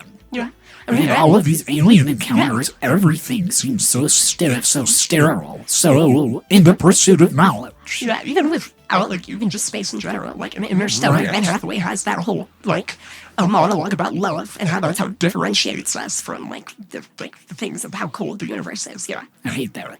Yeah. How much the human race would probably lose empathy if we started moving out into space and stuff. Well, absolutely. Like, we don't even have the tools to fix what we've already created on this planet. So it's like, moving out into space is like, how about we focus instead on what we have here? Yeah. But John goes into interviewing another child, and the child asks John, like, have you seen a UFO? And John answers that he never has. And so the child draws a picture of the alien, a very round head, very circular, enlarged the football-shaped eyes, I really the pattern. No nose, no mouth, and a very thin neck. And she says, my heart went kind of faster and then faster, and then slower all at the same time. It was excitement and scared. You said that you were happy too, John asks. The child nods. Because I saw something strange, as I've been curious, and something strange, and something curious, and something nobody had ever seen. The other man, his eyes looked at me as if, oh, I want you, things like that. John asks, I want you, as if I want you to come with me. The child says, yeah, I want you to come with me. I want you to come. And John says, did you go with him? Do you think? The child says no and laughs. Only my eyes went with him. And then she gets serious again and goes, and my feelings. And then John asks, part of you wanted to go with him. Part of you was drawn to go with him. The child says, yeah. And John asks, what can you say that you felt like? The child says, against every end, I got a little excited. I shouldn't go. And John comes in and interrupts, like, but you want to go. And the child nods. And then she later talks about, the child says, I think they want people to know that we're actually making harm of this world. And she talks a little bit about technology, but I couldn't quite understand the word that she said. But John asks how that got communicated to her, and she says, I don't quite. She first says, I don't know. But then she says, it came through my head. And John says, through words or through my conscience, I think, while the being was looking at me. So all of the children talk about, like, when they were looking into the eyes. It was kind of like a telekinetic experience. Yeah, I don't like that. Yeah. It's so invasive. And again, in a lot of these experiences with telepathy, it seems that a lot of the people that leave that experience, again, leave very discombobulated and, like, violated. Mm-hmm. Exactly. Because, again, like, even in this report, it sounds like she didn't want to go. Mm-hmm. She didn't. But there's something drawing her, yeah. The eyes, like in her conscience and her head, yeah. That's terrifying. And they're feeling, yeah, exactly. Yeah, and this third child says, like John asks, something scared you, is that right? And the child says, yes. John asks what scared her, and she goes, the noise we heard in the air. And he says, the noise in the air? What was it like? Did it roar or buzz or hum? What kind of noise? And the child said, it was like someone was blowing a flute. And that scared you?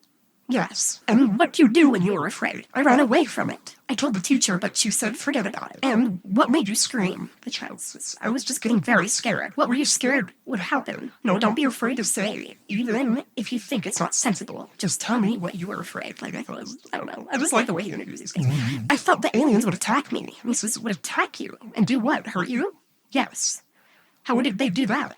I don't know. And this child was she was very serious, and she looked very anxious, kind of nodding up and down. I just think it's interesting, the body language of each one of these kids as they're being interviewed. Yeah. Another child, this is the fourth child that I saw interviewed. And John asks, and you said that you saw two, what would you call them? The child says aliens, and she smiles a little bashfully about it. Aliens, you call them. And what were the aliens in relation, where were the aliens in relation to the craft? Referencing a drawing that the child has made of the two flying objects. And the best way that I can describe them is they look kind of like hamburgers. With a little, in the center, but they had lights on them, Okay. And a big window, like a windshield almost. And so the child says, so one over here, and draws an alien in front of the spaceship, pretty close to the front of it, and guarding by the big spaceship. And there was another one running in the grass. A third one? There's two at this point. So there's one guarding and there's one running.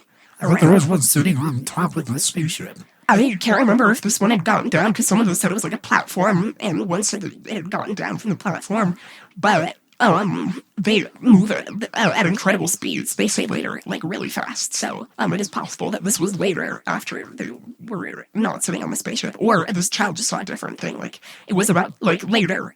I guess I'll bring this up later too. But the headmaster said that it took about 10 to 15 minutes, the whole ordeal. So yeah. Well, all of the teachers were on, all of the staff was gone. Yeah. John asks, how did it run compared to how a kid would run? And the child says he ran normally, but a bit bouncy, as if a human would run on the moon. And John asks, as if there's less gravity, a bit light. And the child says, yes, but not as much as a human on the moon. It's not as extreme, okay. And the child says, when he ran his distance, and then he stopped.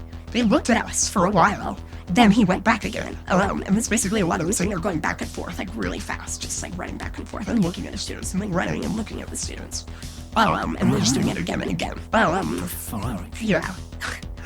Another child has a drawing of a classic-looking Martian with the long face, the big eyes, the short body. And then he starts coloring in the body black. And John asks, these eyes, did you look at them? And the child says yes. And he says, what feeling did that give you when you looked in the eyes?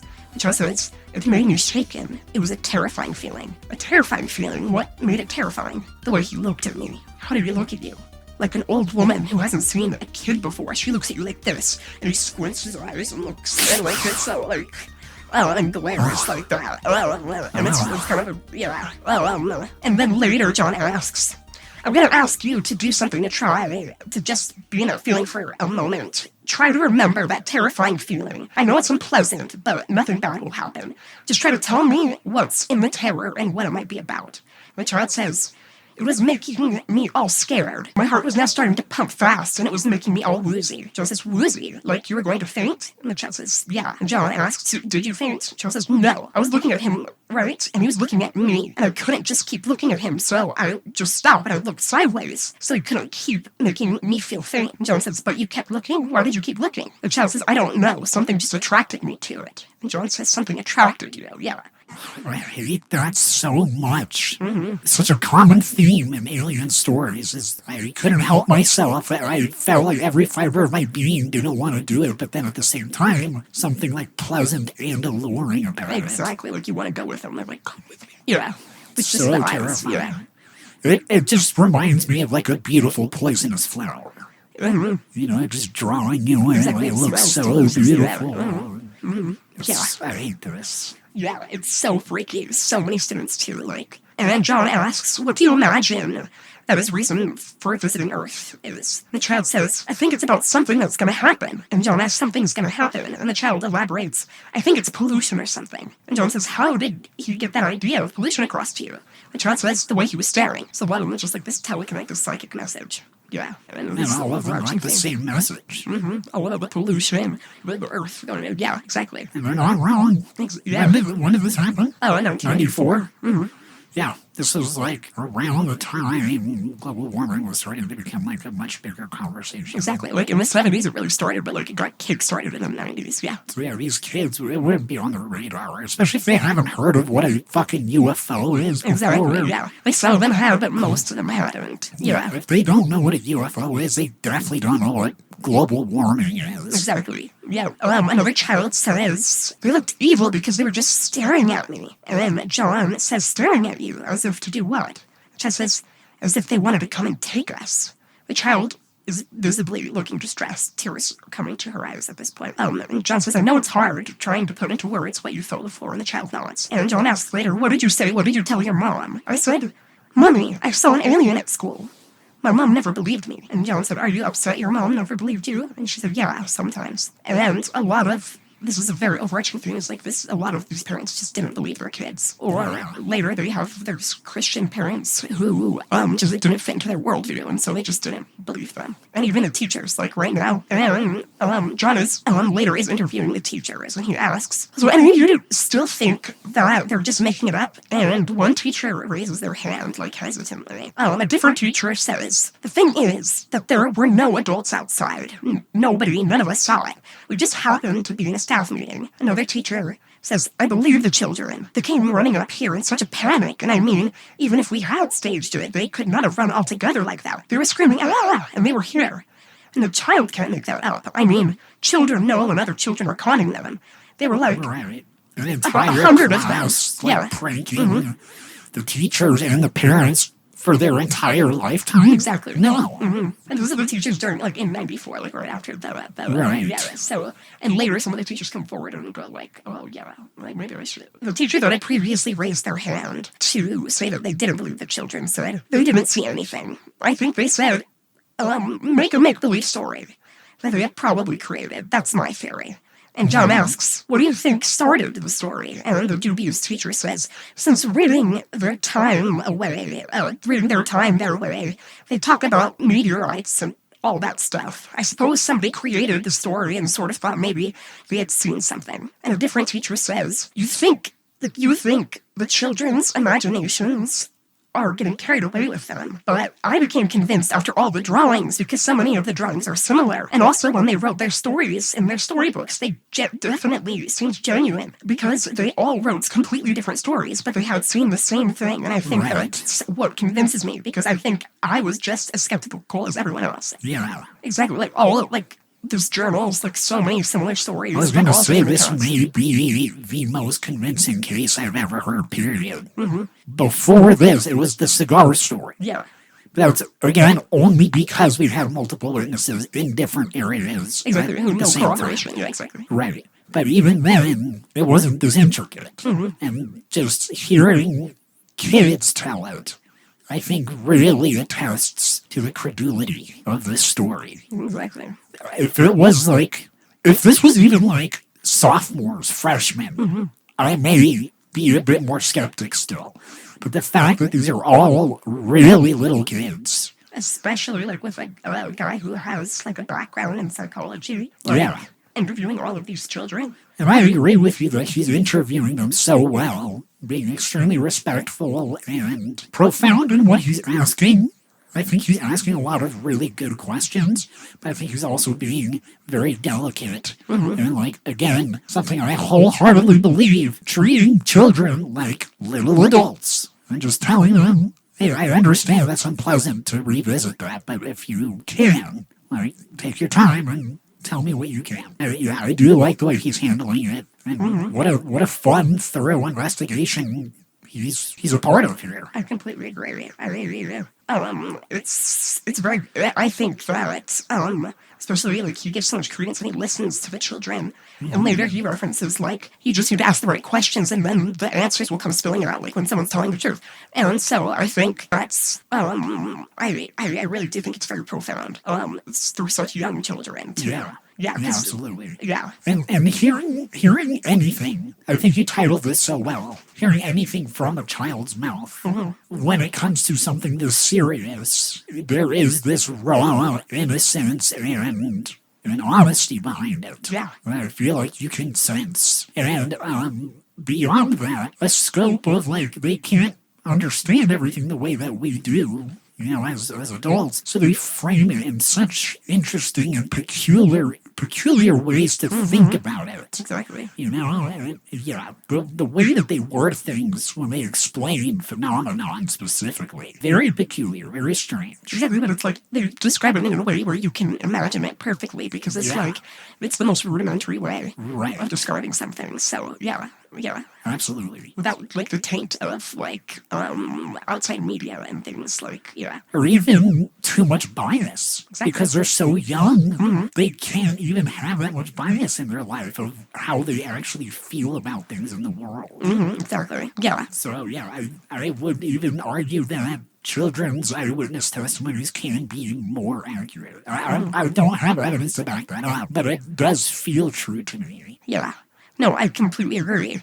And so it really makes me sad, like, in this... I'm choking back some tears as you're reading some of this. Because I understand from a personal outlet, like, what that's like to just have nobody believe you. Exactly. When you know in your heart of hearts it's true. Yeah. And especially when it concerns something this important that affects your life long term. Like, just to give you a little bit of a taste of the aftermath just right after. Colin Mackey describes that we had one child who was very upset by the whole thing. Unfortunately, he's not at the school anymore. He's actually gone back to Canada. He was having sleepless nights, and this was a 12 to 13-year-old child. Basically, the cause of that was his parents refused to discuss the situation with him. His parents were religious, and according to them, this sort of thing doesn't happen. And, well, yeah, that's just a little bit like right after. Extremely tragic. Right there. It's just like the story does have like a hint of tragedy all throughout. Because people who do come forward alien like stories like this are like not like alienated, no pun intended, but from people. And so I think it's just really difficult, especially so young a child. I mean, like, you know what you experienced. Yeah. You might as well talk about it even more. But Well, I guess that means that we're going to dive into my second story for the day. The night radio melted America's brain. The War of the Worlds painting. Well, it's the night before Halloween, 1938. A chilly Sunday evening, radios are the heartbeat of American homes, and at 8 p.m., families across the country tuned into CBS expecting a sleepy orchestral program called Ramon Raquello and his orchestra. classic. Classic. Listen to that every night before I go to sleep. But the broadcast was interrupted with what sounded like a live news bulletin. A meteor had crashed into a farm in Grover's Mill, New Jersey. You know, your town's small and your main tourist attraction is we were once destroyed by fiction. The voice on the radio, solemn, serious, described police swarming the area. Then, the reveal. The meteor was not a meteor at all. It was a cylinder from Mars. And moments later, it opened. The sound of sizzling heat and an unearthly screech. Then laser beams. Then mass destruction. The mastermind behind all of this madness? A 23-year-old wonder kid named Orson Welles, who produced the radio version of H.G. Wells' 1898 sci-fi novel, The War of the Worlds, threw his Mercury Theater on the air. Also at his hottest. I was going to say, very impressive. I'm 24. I have not done anything that remarkable in my life. Orson Welles was on one as well. As a one in that era. He really did excel. Yeah. Oh, yeah. He was working. He's dating Rita Hayworth at any point. I feel like it's like, whoa, you know. He and Hustle were one and the same at this point. The show was reimagined as a fake news broadcast with no commercial breaks for nearly 30 minutes straight. And you know, man's got power when he can invent found footage horror before television even existed. Wells, with a voice that oozed gravitas, had no idea he was about to traumatize the entire fucking nation. The performance was too good, too real. There were no disclaimers for most of the broadcast, and if you missed the intro, as many listeners did, since the Chase and Sanborn Hour with ventriloquist Edgar Bergen was airing on NBC, you would have tuned in mid-disaster thinking the Martians had actually arrived. Almost instantly, chaos erupted. Phone lines jammed. Some people called the police departments, others called newspapers. It's kind of crazy. World ending. Quick! We have to tell everyone! I understand the cops. We probably already know. The newspapers are, Yeah, I'm pretty sure they're aware. Yeah, they probably knew before you did. If anyone is tuning into the radio, it's the radio. It's the radio. So I'm assuming they're on it. They already know. Some grabbed their kids and bolted into the woods. In New Jersey, a woman burst into a church mid-sermon screaming, "New York has been destroyed!" Others loaded up their cars with whatever they could grab in 15 minutes, which, to be fair, was mostly canned beans and unbathed cousins. Grandma heard aliens in Jersey and grabbed the dog, a rifle, and her third husband's ashes. Priorities, people. Priorities. The panic wasn't truly nationwide. The myth that millions were screaming into the void was slightly exaggerated over time. But the fear was real, especially in isolated towns or places with bad reception. You gotta remember, this was the age before Google, before Twitter, before fact-checking in real time. So if the radio said Martians were frying Manhattan, you took that shit seriously. So the next morning, headlines screamed, "Radio listeners in panic, taking war drama as fact." The New York Times, the Washington Post, and the FCC all got involved. CBS issued apologies. Orson Welles held a press conference and looked like he had seen a ghost. Spoiler, he had, and it was America's skepticism. He looked terrified. Yeah, he's like, looked the fact that absolutely... you guys were not skeptical at all is actually what freaked me out. He was rocked. Reporters asked him if he meant to create the chaos, which is a crazy thing to ask, like, oh, totally planned. Yeah, not the first time it happens. Like, maybe the second time it happens, which didn't happen another time. Yeah, he's a director's cut. Yeah. This is, the interview right now is the director's cut. Yeah. This is all planned. And he just goes, he starts from the beginning, and he goes, oh, yeah, longer this time. He's like, it took a little bit longer than I expected, but the plan did go through. He's such a fucking, like, evil villain monologue. He's like, well, actually, this was, he stands up and he starts, like, monologuing, this is our plan all along. Society just doesn't understand when to quit. They just think everything's real. I had to prove a point. And people who listen to the radio just believe everything they hear. Get what they fucking deserve! Orson Welles is the Joker. I feel like, he could play a very interesting Joker. I think it would be kind of scary. Yeah. I mean, he absolutely decimated America with his cold night reading. Yeah, and a lot more. Like, Citizen Kane was pretty... Yeah, I like the first thing I mentioned was that he was dating Rita Hayworth and not, like, Citizen Kane or something, yeah. Dreamcasting, Orson Welles Joker. That was so, like, film shooting, like, core, like, that was pretentious film shooting. Oh my, I would like the Joker if it was played by Orson Welles. Yeah, very university roommate coded. Yeah. Dude, would you just watch the fucking movie? Actually, my favorite movie is Megalopolis. Dude, we're watching John Wick. What does this have to do with Orson Welles? What are you doing?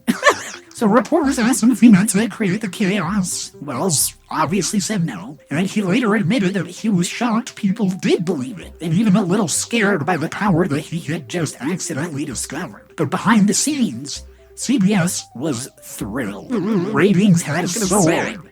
And Welles became an instant legend. Later going on to direct Citizen Kane, arguably the greatest film ever made. Not bad for a guy who made half the East Coast cry on a Sunday night. Also, everyone should watch, I'm sorry, not to interrupt, but The Third Man is one of the best movies of all time, and Orson Welles is The Third Man? Yeah, okay. It's a really great movie. The Third Kind of Man? Yeah. The Third Kind, actually. Wow, maybe it is an alien movie. Watch Third Man. Tell me what you think. So over the years, people debated whether the panic was as widespread as newspapers claimed. Some scholars argue the press exaggerated it to make radio, their growing competitor, look dangerous. Others say it did cause chaos, just more localized and anecdotal. The truth probably lies somewhere in the middle. But the real takeaway? America in 1938 was ripe for fear. We were coming out of the Great Depression, teetering on the edge of World War II, and the media was still new and mysterious. If aliens didn't get us, Germany might. Or polio. Or a breadline. We were on edge, so when that Martian death ray sizzled through the speakers, yeah, we freaked out. Yeah, tell me. The biggest unintended victim? Grover's Mill. The city that they were talking about. So it's a real place in New Jersey that Orson Welles picked at random off of the map. And after the broadcast, locals had to deal with tourists, conspiracy theorists, and the odd guys showing up with binoculars hoping to catch the aliens. That's so silly. As if it were a real alien. Right. immediately debunked overnight. Exactly, like, overnight. Did you not see the press conference? Oh my god. So dumb. Orson Welles literally rolling his grave, slapping it like face off. Maybe he was like a doomsday prepper and he went into a bunker for like 2 weeks. Orson Welles? No, the guy they were talking about. Oh, that's fine. Okay. I just wanted to make sure. It's conspiracy. The conspiracy, right? Yeah, but I'm looking at it, yeah. Maybe that's why he read that. Oh, that's what, yeah. Could be. In fact, one farmer found 3 reporters in his cornfield and had to charge them rent. You was going here for too long. Damn, teenagers. Yeah. Damn, farming. He's squirting them with pesticides. Yeah, pesticides, yeah. So to this day, Grover's Mill embraces the chaos. There's a War of the Worlds monument, and there are annual events about this thing. So they even made a documentary, and really, how many towns can they say were once ground zero for a fake alien genocide? In 1938, panic laid the groundwork for something even bigger.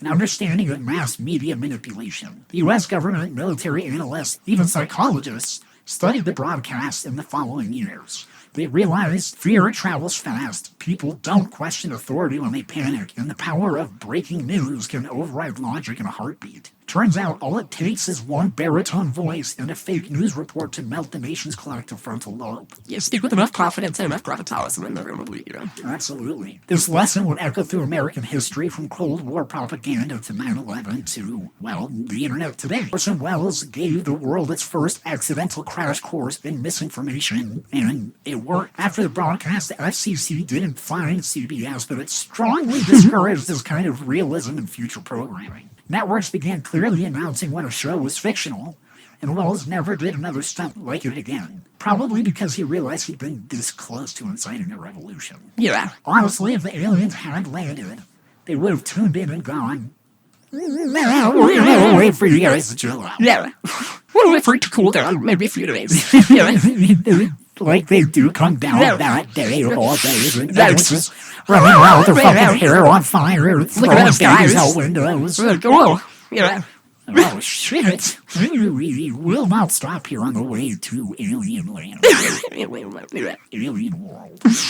Meanwhile, the Mercury Theater was renamed and sponsored, becoming the Campbell Playhouse. Yes, the soup people. Wells went from Martians to minestrone in under 6 months. What makes this story so powerful isn't just the panic, it's the execution. This wasn't cheap shock value. It was carefully produced, brilliantly acted, and terrifyingly immersive. It was found footage before found footage. ARG before ARGs. It predicted the future of viral hoaxes and media-induced hysteria before any of us had Wi-Fi. And it reminded us of something eternal. That humans will always be vulnerable to a good story, especially one that plays on our fears in a world that already feels like it's falling apart. So next time you see a blurry UFO video or hear a robot voice say breaking news, remember, this isn't new. We've been saying it all episode. Orson Welles did it in 1938 with a microphone, a script, and a deep voice. And he taught us something terrifying, that if you sound confident enough, you can make anyone believe anything.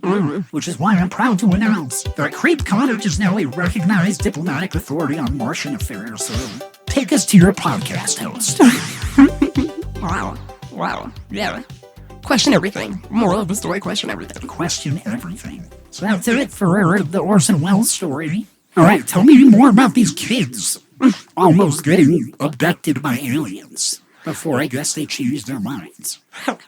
I think that the goal, we have no idea what even the motives were for these aliens. Well, it seems like a lot of the kids are saying that the aliens were suggesting that they go with them. That's true. Like, they were, like, kind of luring, they were luring them, yeah. And also, when you were reading that, I thought it was a sexual thing. Well, I kind of was giggling when I was watching it a little bit, when it was like, come. I was like, they were just commanding her to come. Well, that's what I'm saying. I'm just wondering if that's what the alien was actually saying, but that because she's a kid, she didn't understand. I don't know. I hope not. I would. That's what my immediate interpretation of that was. Is that she's quoting what she literally remembers. Mm-hmm. The alien wants me. That's very much more nefarious. Yeah, that's so more freaky. Yeah.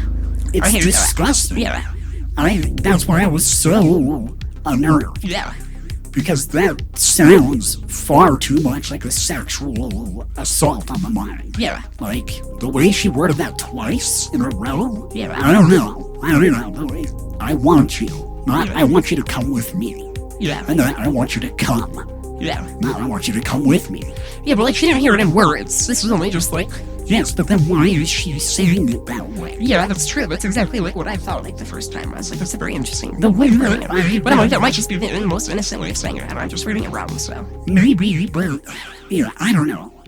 Let's hope not, but... At the same time, like, it seems like that's all these aliens wanted was to abduct them. That's what all of these kids are saying. They wanted me to go with them. They were staring at me like they wanted me to come with them. They were leaving and coming back and leaving and coming back as if they were waiting to come take us. Mm-hmm. It's just what everyone is saying. And that just seems like a sexual trafficking thing for aliens. Yeah, like, I can definitely see that. That's very nefarious. If people can be this vile and fucked out, well, definitely certainly aliens. can be. Well, especially with the girl who said that, like, love doesn't exist up there, like, it exists down here. Yeah. Like, maybe, yeah. Well, yeah, that's a much more chilling way of thinking about it, I think. But this was my part 2. It starts with years later. This is them being interviewed for, I believe it's around 2020-ish, I believe. It's within the 2020s, at least.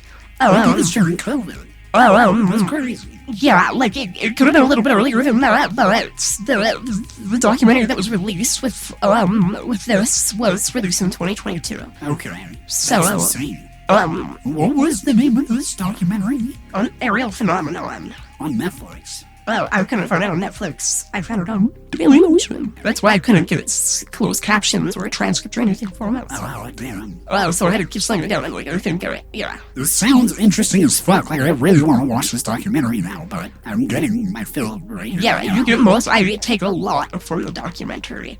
Well, they talk a lot more about John Merrick, like his being almost blacklisted from his field. People being shamed like that.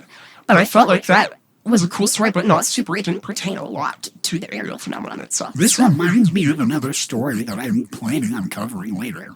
There's a school in Australia. Same thing happened. UFO came, UFO left. That's so cool. This is like building, like, I really like learning about these stories back to back is really interesting. Well, there's even, oh man, okay, so I did my research for Project Blue Book from another documentary, and that one is on Netflix. I don't know the name of it though. It's something really crazy. It's like Alien UFO Residential Country NASA something. All the buzzwords. I'm pretty sure at some point they mentioned a story of a church somewhere in South America, very dense wood area, not like highly populated. Yeah. But that all of them, like the church leaders, the kids, and nuns, and friars, all saw this UFO come out of the sky, and people with blonde hair, so like the Nordic aliens, were in the spaceship and just fucking waved at all of them, and then left. Isn't that insane? What is it with them visiting like schools and like children's playgrounds and shit? That's fucking weird. Yeah, that is so interesting. Like, the most innocent people, like, I don't know, like, the people to be least believed. Let's just go. Yeah. Interestingly enough, it's kind of weird how many, like, victims of alien stuff tend to be people that are, like, already shunned from society, or people that are, like, extremely kind and, like, you could walk over that person at any point. Or people, like, people already discount, like, certain redneck stories, like, people are already discounting them, and they go, well, that's just an idiot, like, fucking Lester from Scooby-Doo. Exactly, yeah. I got pictures. But these, like, I think this, like, start with Lisa Field, I believe, or Lisa Field. She was in grade 4 at the time of the incident happening. And she says that she remembers it like it was yesterday. And it's something that, she'll never forget it. And she remembers 2 flashing lights. I saw, like, a big silver, like, kind of thing that was, and then it landed on a stone. And I saw 2 figures come out really black. It was really, really white color, like their faces were. This black and this white color, yeah. Robert Metcalf, who was in grade 2 at the time, these are all adults being interviewed. And he says, what I can remember is we were playing. It was one of the rare occasions when the teachers were having a staff meeting, so it was quite a long break. A flashing light, bright silver that shot past. I suddenly realized he's not quite normal. I didn't know about UFOs or aliens at the time, so I just thought he was a strange person describing the alien. And then he describes her eyes. They were almost like rugby balls or American footballs. Huge eyes on the sides of his face. He moved kind of strangely. I'd say almost very graceful sort of movement. Not like he's stumbling around. He sort of glided. It wasn't like walking. Luke Noel, in grade 7 at the time, says, I remember it well. We were on the field when a friend of mine rode by and said, hey, Luke, do you see that in the sky? What is that? What is that? So I was looking up and I saw it, and it was, for want of a better word, a UFO. I wasn't sure what it was, but it was a silver object in the sky. I only saw it for possibly a few seconds, and it seemed to move off of it, and it vanished. A few minutes later, there was all sorts of commotion, and there was a whole bunch of kids at the bottom of the playground. I looked over, and I sort of thought I could see something unusual going on in the bushes as well, and the realization that there was something moving, and it appeared to be coming towards us as well. I know I felt scared at that point. Yeah, what the fuck? Yeah. Drinks around it on both sides. And all of the kids say the same thing. They were on the playground and they could see it down in the bushes and the trees. It was a particularly chilling, I think part of her account of it is particularly chilling. It stuck with me after I heard it. This person or someone else? It's almost civic is this next person I'm going to talk about. She was in grade 6 at the time. She talks about that they were eating lunch and she noticed that people were pointing at something in the bush. She got out to see what was going on because one person actually started crying. And they were the older group on the playground and they were concerned about everyone else. She just describes the skin pigmentation of the alien, and she says, the skin pigmentation was very, I don't know how you can, it looked like someone who had too much Botox. I didn't have a word for it at the time, but that's exactly what it looked like. And she talks about how panic spread. I was looking for my brother and sister to make sure that they were okay, and when I did have them, then we continued to look onward. They just seemed confused, like, what is going on? One moment we're playing, next moment everybody's looking and pointing, and everybody's in a panic. That was a little bit scary. And they all describe a buzzing, and she says it was like the buzzing that you would hear at an electric station or anywhere close to that. Just being zapped, almost. Yeah, like power lines. Like that really loud. Like the metallic sound. Yeah, exactly. Yeah. You saw it again, appearing again in spots. You saw it, and then you didn't see it. And then you saw it, and then you didn't see it in the same general area, but it was just that kind of thing that made you think twice. Did I see it, or did I not see it? But then everyone else started saying, yes, I see it. And it was the same thing. Whatever beings were there. It wasn't like they were just standing and looking at you. You would see them in various places at various times. So we didn't know if there was one or more than one. I actually am convinced there's more than two. Me too. From the descriptions, I think that they're just moving around so fast that, there's gotta be multiple. It also would explain why a bunch of them are getting some messages while some other ones are getting very random, completely different ones. Yeah. And not all of them looked into their eyes, but it's like yeah, exactly, yeah. And she says that it was frightening, and more frightening than seeing what these things actually were was not being able to see them long enough, I guess, is what she said. Which is kind of scary if they're moving that fast, you can't see where they're going.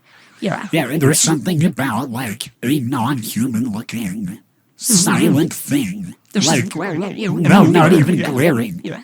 Darting back and forth. That shit scares me so bad. Yeah. So bad. That rocks me to my core seeing that. Especially, the description, it looked like it had too much Botox, very plastic face. Oh my god, yeah, that surprise face. That keeps, icking me out. I keep thinking about that so specifically. I keep thinking of Tim Allen. And fucking Christmas with the Cranks. Yeah. But pale, no blood. But those eyebrows, huge eyes. Or Santa Claus 2 or 3, where he's the toy Santa, where he's the plastic. Yeah, the second one. Yeah. Tim Allen's got some crazy eyebrows on all that movie. Yeah, exactly, yeah. Even his animated one, fucking Buzz.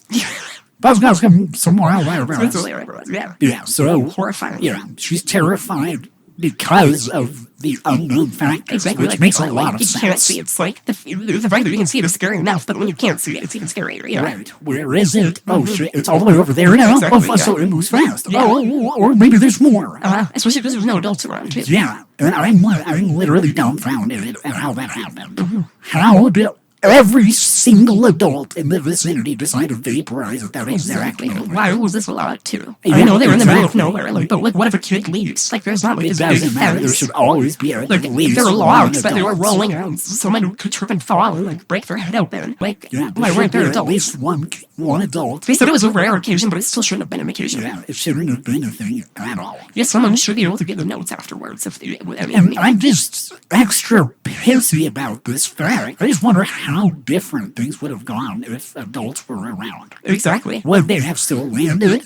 If so, That's what I'm wondering. Like, if they were taking advantage of the fact that the kids were alone, did they know something was Yes. planned? What was the Right. motive? Exactly. Yeah. and again, furthering my unfortunate theory from earlier, I think these may be like sex trafficker aliens. Yeah, I'm kind of hate that you put that perspective in my head because now it's like it really casts an even more grim light on all of it. Yeah. Yeah, I think that we can't assume that aliens have good intent, especially when the children are involved. Yeah. Yeah, especially after Only children. like you literally pointed out earlier about the whole like, oh, cool, kids met aliens, and the two things that they got from this is we're all gonna die, and love does not exist Exactly. in space. Yeah, and they're watching everyone else. Yeah, like so the you truth fall, can't tell me that aliens have a good A moral good moral compass. compass, like these specific ones. Yeah. It seems far more Like there was trial and scientific. Yeah. And like without love, it's very much like it may be clinical. Like, yeah. Oh, yeah. And aliens, more often than not, come off very ends justify the means to. Yeah, very cold. Yeah, exactly. So, yeah, this encounter is scaring the ever-loving hell out of me.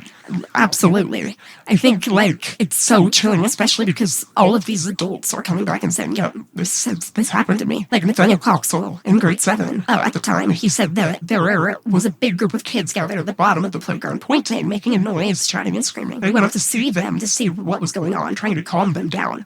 My initial thought is that someone had hurt themselves, of course. But I think another, like, Emma Christiansen, who's in grade 6, I just think it's interesting to see what grades they were in. Right. Like, because, like, you remember things differently. Like, if you're a little bit older at the time, like, you can see the patterns. Like, if they were in an older grade, usually they remembered a little bit more, Right. unless it was really imprinted on them as, like very young age. So it's like, it's interesting to see anyways. She says that the alien, it was very smooth and soft looking. It looked like it'd slide right off if you tried to touch him. Ew. There wasn't any gravitational pull. It was very fluid. So when he was moving, it was very fluid and flow. It wasn't kind of jerky at all. And she said it was like this lake of calmness in his eyes.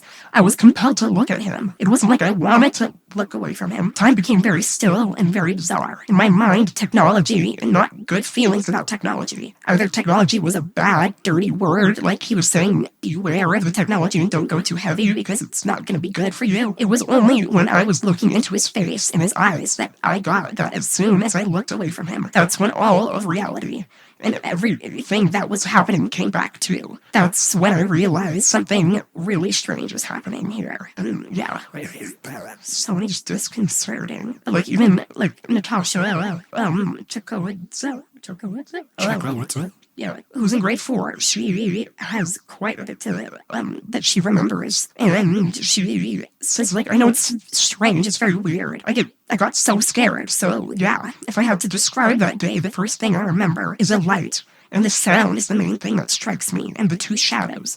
But especially the light and the sound. And the light because it was so bright, and the sound because it scared me. We heard a sound of that direction.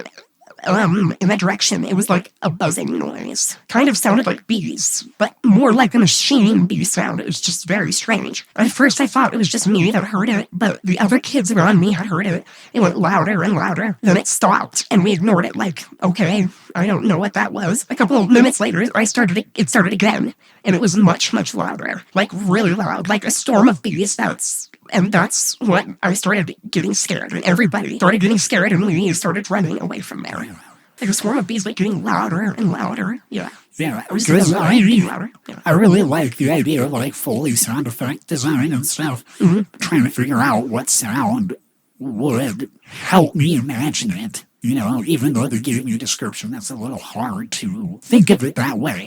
But when they said like mechanical bees, Exactly. I kind of think of like the treadmill sound of someone running on a treadmill, like gee, gee, gee, gee, but like sped up, and then hearing that rumbling and like a million times all around you, that would be fucking horrifying. So if it just cuts out, you're like, okay. And then it comes back in much louder. Like tenfold. Exactly. That's so scary. That's biblical. That's crazy. Yeah. Yeah. Clarkson, who was also in grade 4, said that I noticed there was a large shape amongst the trees.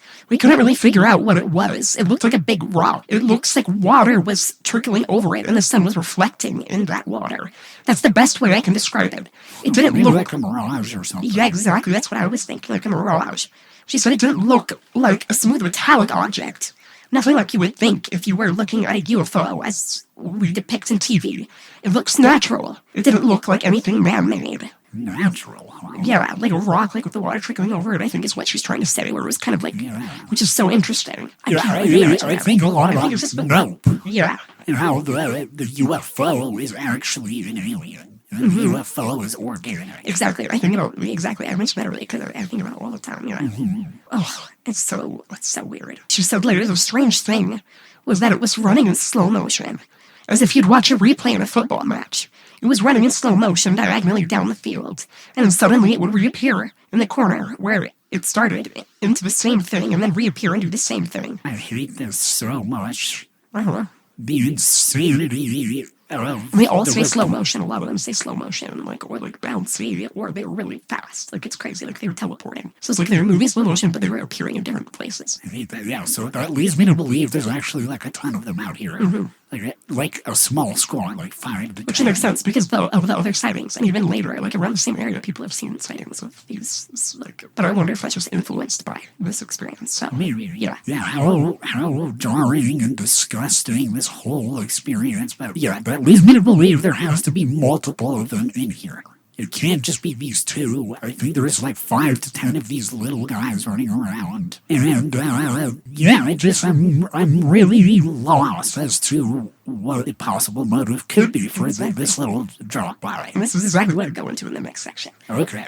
Which, I only have a little bit of a tidbit, but I think John E. Mack kind of sums it up in a really great way. He says, several of them talked about a message being transmitted through their eyes, that the beings were trying to tell us something that would give that a certain edge of sincerity, was that they weren't offering a solution, that we gotta become environmentally conscious and do something about the earth. So I'd say, what are we supposed to do? And they would say, well, no, that's not what they were trying to convey. They were simply telling us that this is what's going on.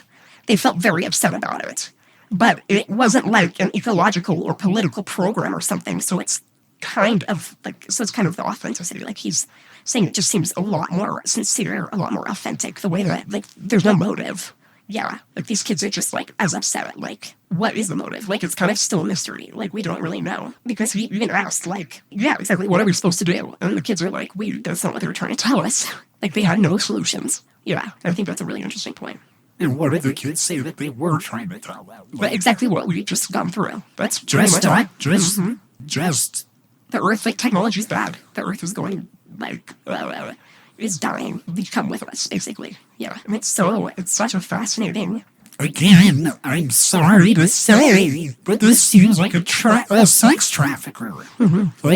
Oh, man, this place is bad. You don't want to be here anymore. We'll take care of you. And it's just the more and more I think about it, the more it just, it swings into place, yeah. Even if it's not sex trafficking, maybe it's we can keep these specimens for a long period of time and experiment on them. Something. Exactly, nefarious motives. Yeah, you don't just land on a planet and be like, dire warning, please come with us. This place is gonna fucking blow up. You guys ruined it. Yeah. This is really upsetting us. The whole galaxy is wrought over your decisions on this planet. Mm-hmm. But we don't really have time. We gotta go. Exactly. So if you're not coming with us right now, we're gonna go. Yeah. Exactly. And then the planet didn't blow up? Yeah, the trees haven't fallen like that. They haven't killed everybody. It's just they're trying to scare these kids. Exactly. Yeah, so I really hate to be that guy, but these aliens are probably the most evil motherfuckers I've ever heard of. Mm-hmm.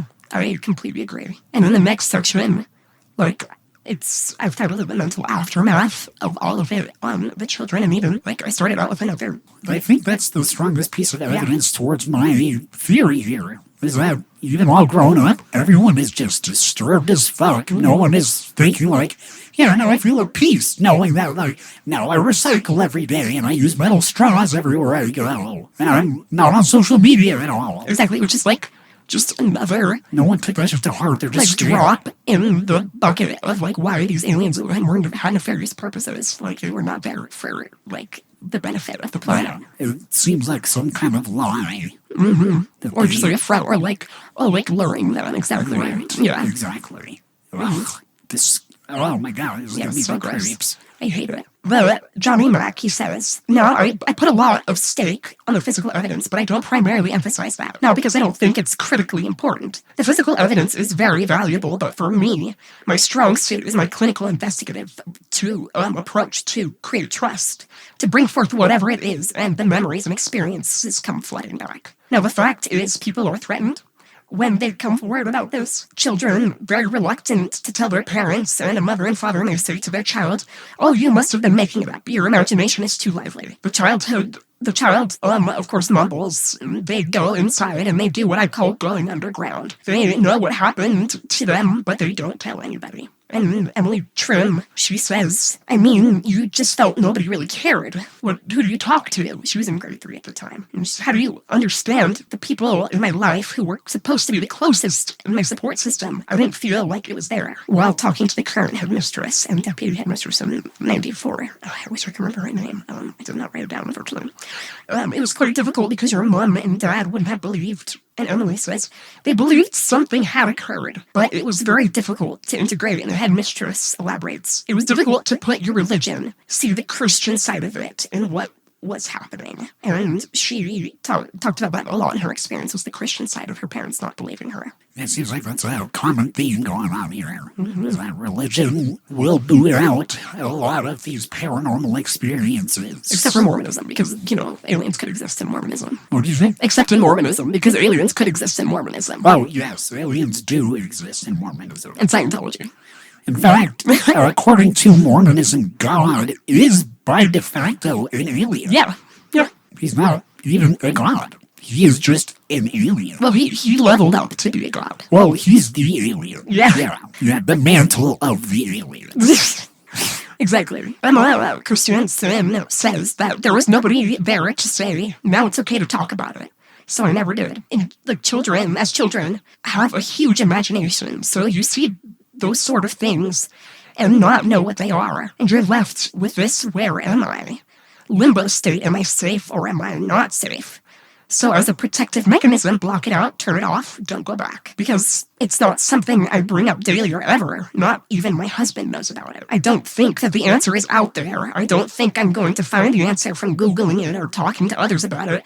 I think it's a long story. I think the answer will come maybe in this lifetime, maybe in the next, I don't know. Robert Metcalf comes back and he says that I haven't really talked to anybody about it. I usually kept it quiet, because most people probably think I'm nuts. I think it's safe to be open-minded. I think it's a bit arrogant to say we are the only life in the galaxy in the universe. I think it's good to speak about. Natasha Checkload says that it's very hard. It's kind of strange, I guess, that they don't believe you. Some of my close friends know about it, and it's more like a joke. Like, are you crazy? More like laughter. Like, it's something to laugh about. So it's kind of hard to talk about. Like, and people still don't believe you. Like you were filmed as, like, a child. Like, there's so many. Yeah, it's so sad. Or even, like, today. 2 days, someone could watch that documentary right the fuck now and just be like, yeah, don't believe that. Exactly.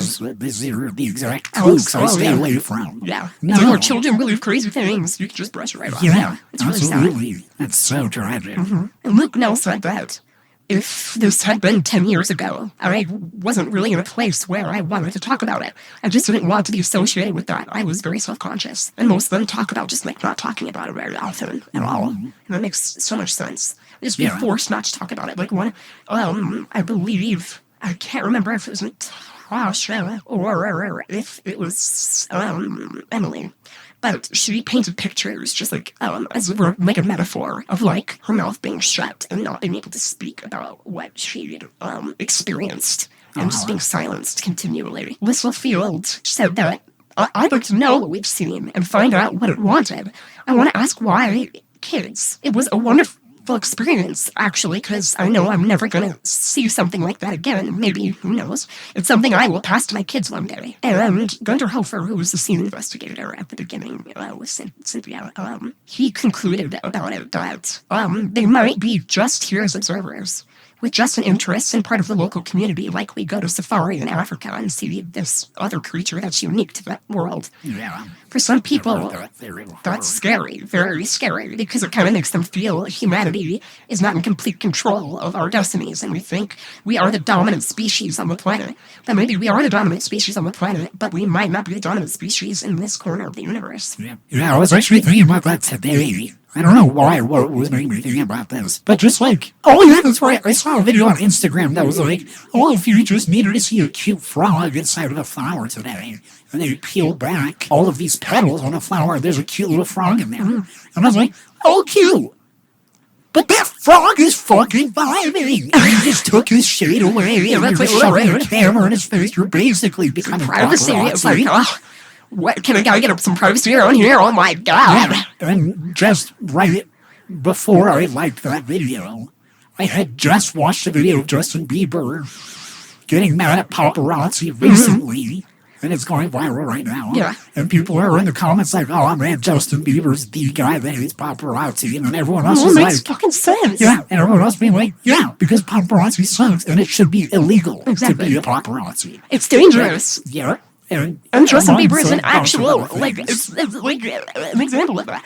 But you're basically becoming a It's paparazzi disgusting. to animals Exactly, when yeah. you're just going around and like opening bushes. Yeah. And, I don't know, They're sticking your yoink, phone in the your yoink fucking sticks out, just beehive. yoink, and they pick them up and go, oh, just yoink some Burmese python. Yeah, exactly. But Yeah, I like Burmese or pythons, the you should fucking yoink them. wombat story. Yeah, which just picked it up, okay. baby. Yeah, wombat, yeah, exactly. Yeah, it's kind of crazy, so I don't really do that when I'm out in nature. Even if I see bugs, I don't touch anything. I just leave everything exactly how I found it. I've already not giving it a boop. Sometimes I want to give it a little boop on the forehead, at least. And that's all. I mean, sometimes, occasionally, to fuck with some bugs, I'll just draw like a line of chalk around it. Exactly, yeah. But that's like the most I go out of my way to bother any kind of wildlife. Plus, it's wasps. Fuck, wasps. But that's exactly my point. Is like, if you don't like that concept of some aliens coming over and booping your forehead and you know, just peeling the fucking roof off your house to snap a pic real quick, then probably stop doing that shit to animals too. Exactly. They don't like it either. They're just like us. Yeah. And they're maybe not as dominant as we are, like as intellectual or overpowering, but they still have emotions Exactly. and thoughts. They also deserve the right to privacy at the same time. It's like being in zoos, there's something unethical about zoos in general, like a lot of zoos. Right. Especially like just the bearing ones, or like petting zoos and things where like animals are forced to constantly be in these circumstances. Right. Like I think something like the Zoocosis. most ethical, like, yeah, exactly. Yeah. Like the most ethical, like Jane Asher, like where she just like instead of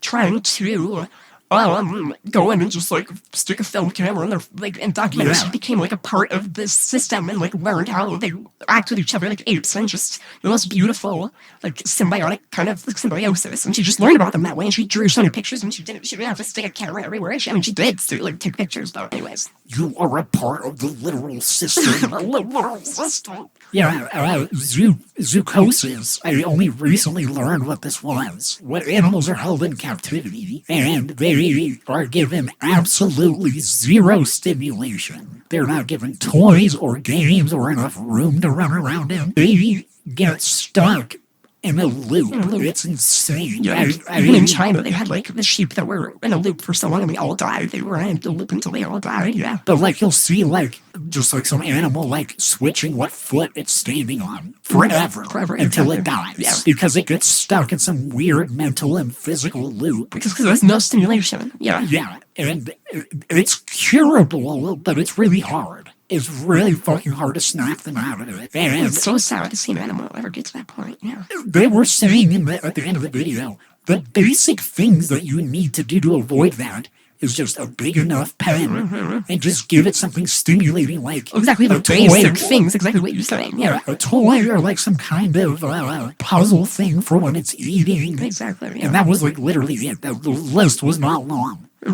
And it's just insane. Basically, the basic things you would do for your dog, you can do for like not everyone would do for their dog, but like a good dog owner, Right. Yeah. Yeah, it is very odd to me the way that we separate man and animal. Because I view most animals as pretty much children as well. Exactly. They're just too young and beyond comprehension to just understand the difference between things. Well, exactly, and humans also develop their own tics and things where they do things on repeat. Like in similar circumstances. So I just think it makes sense.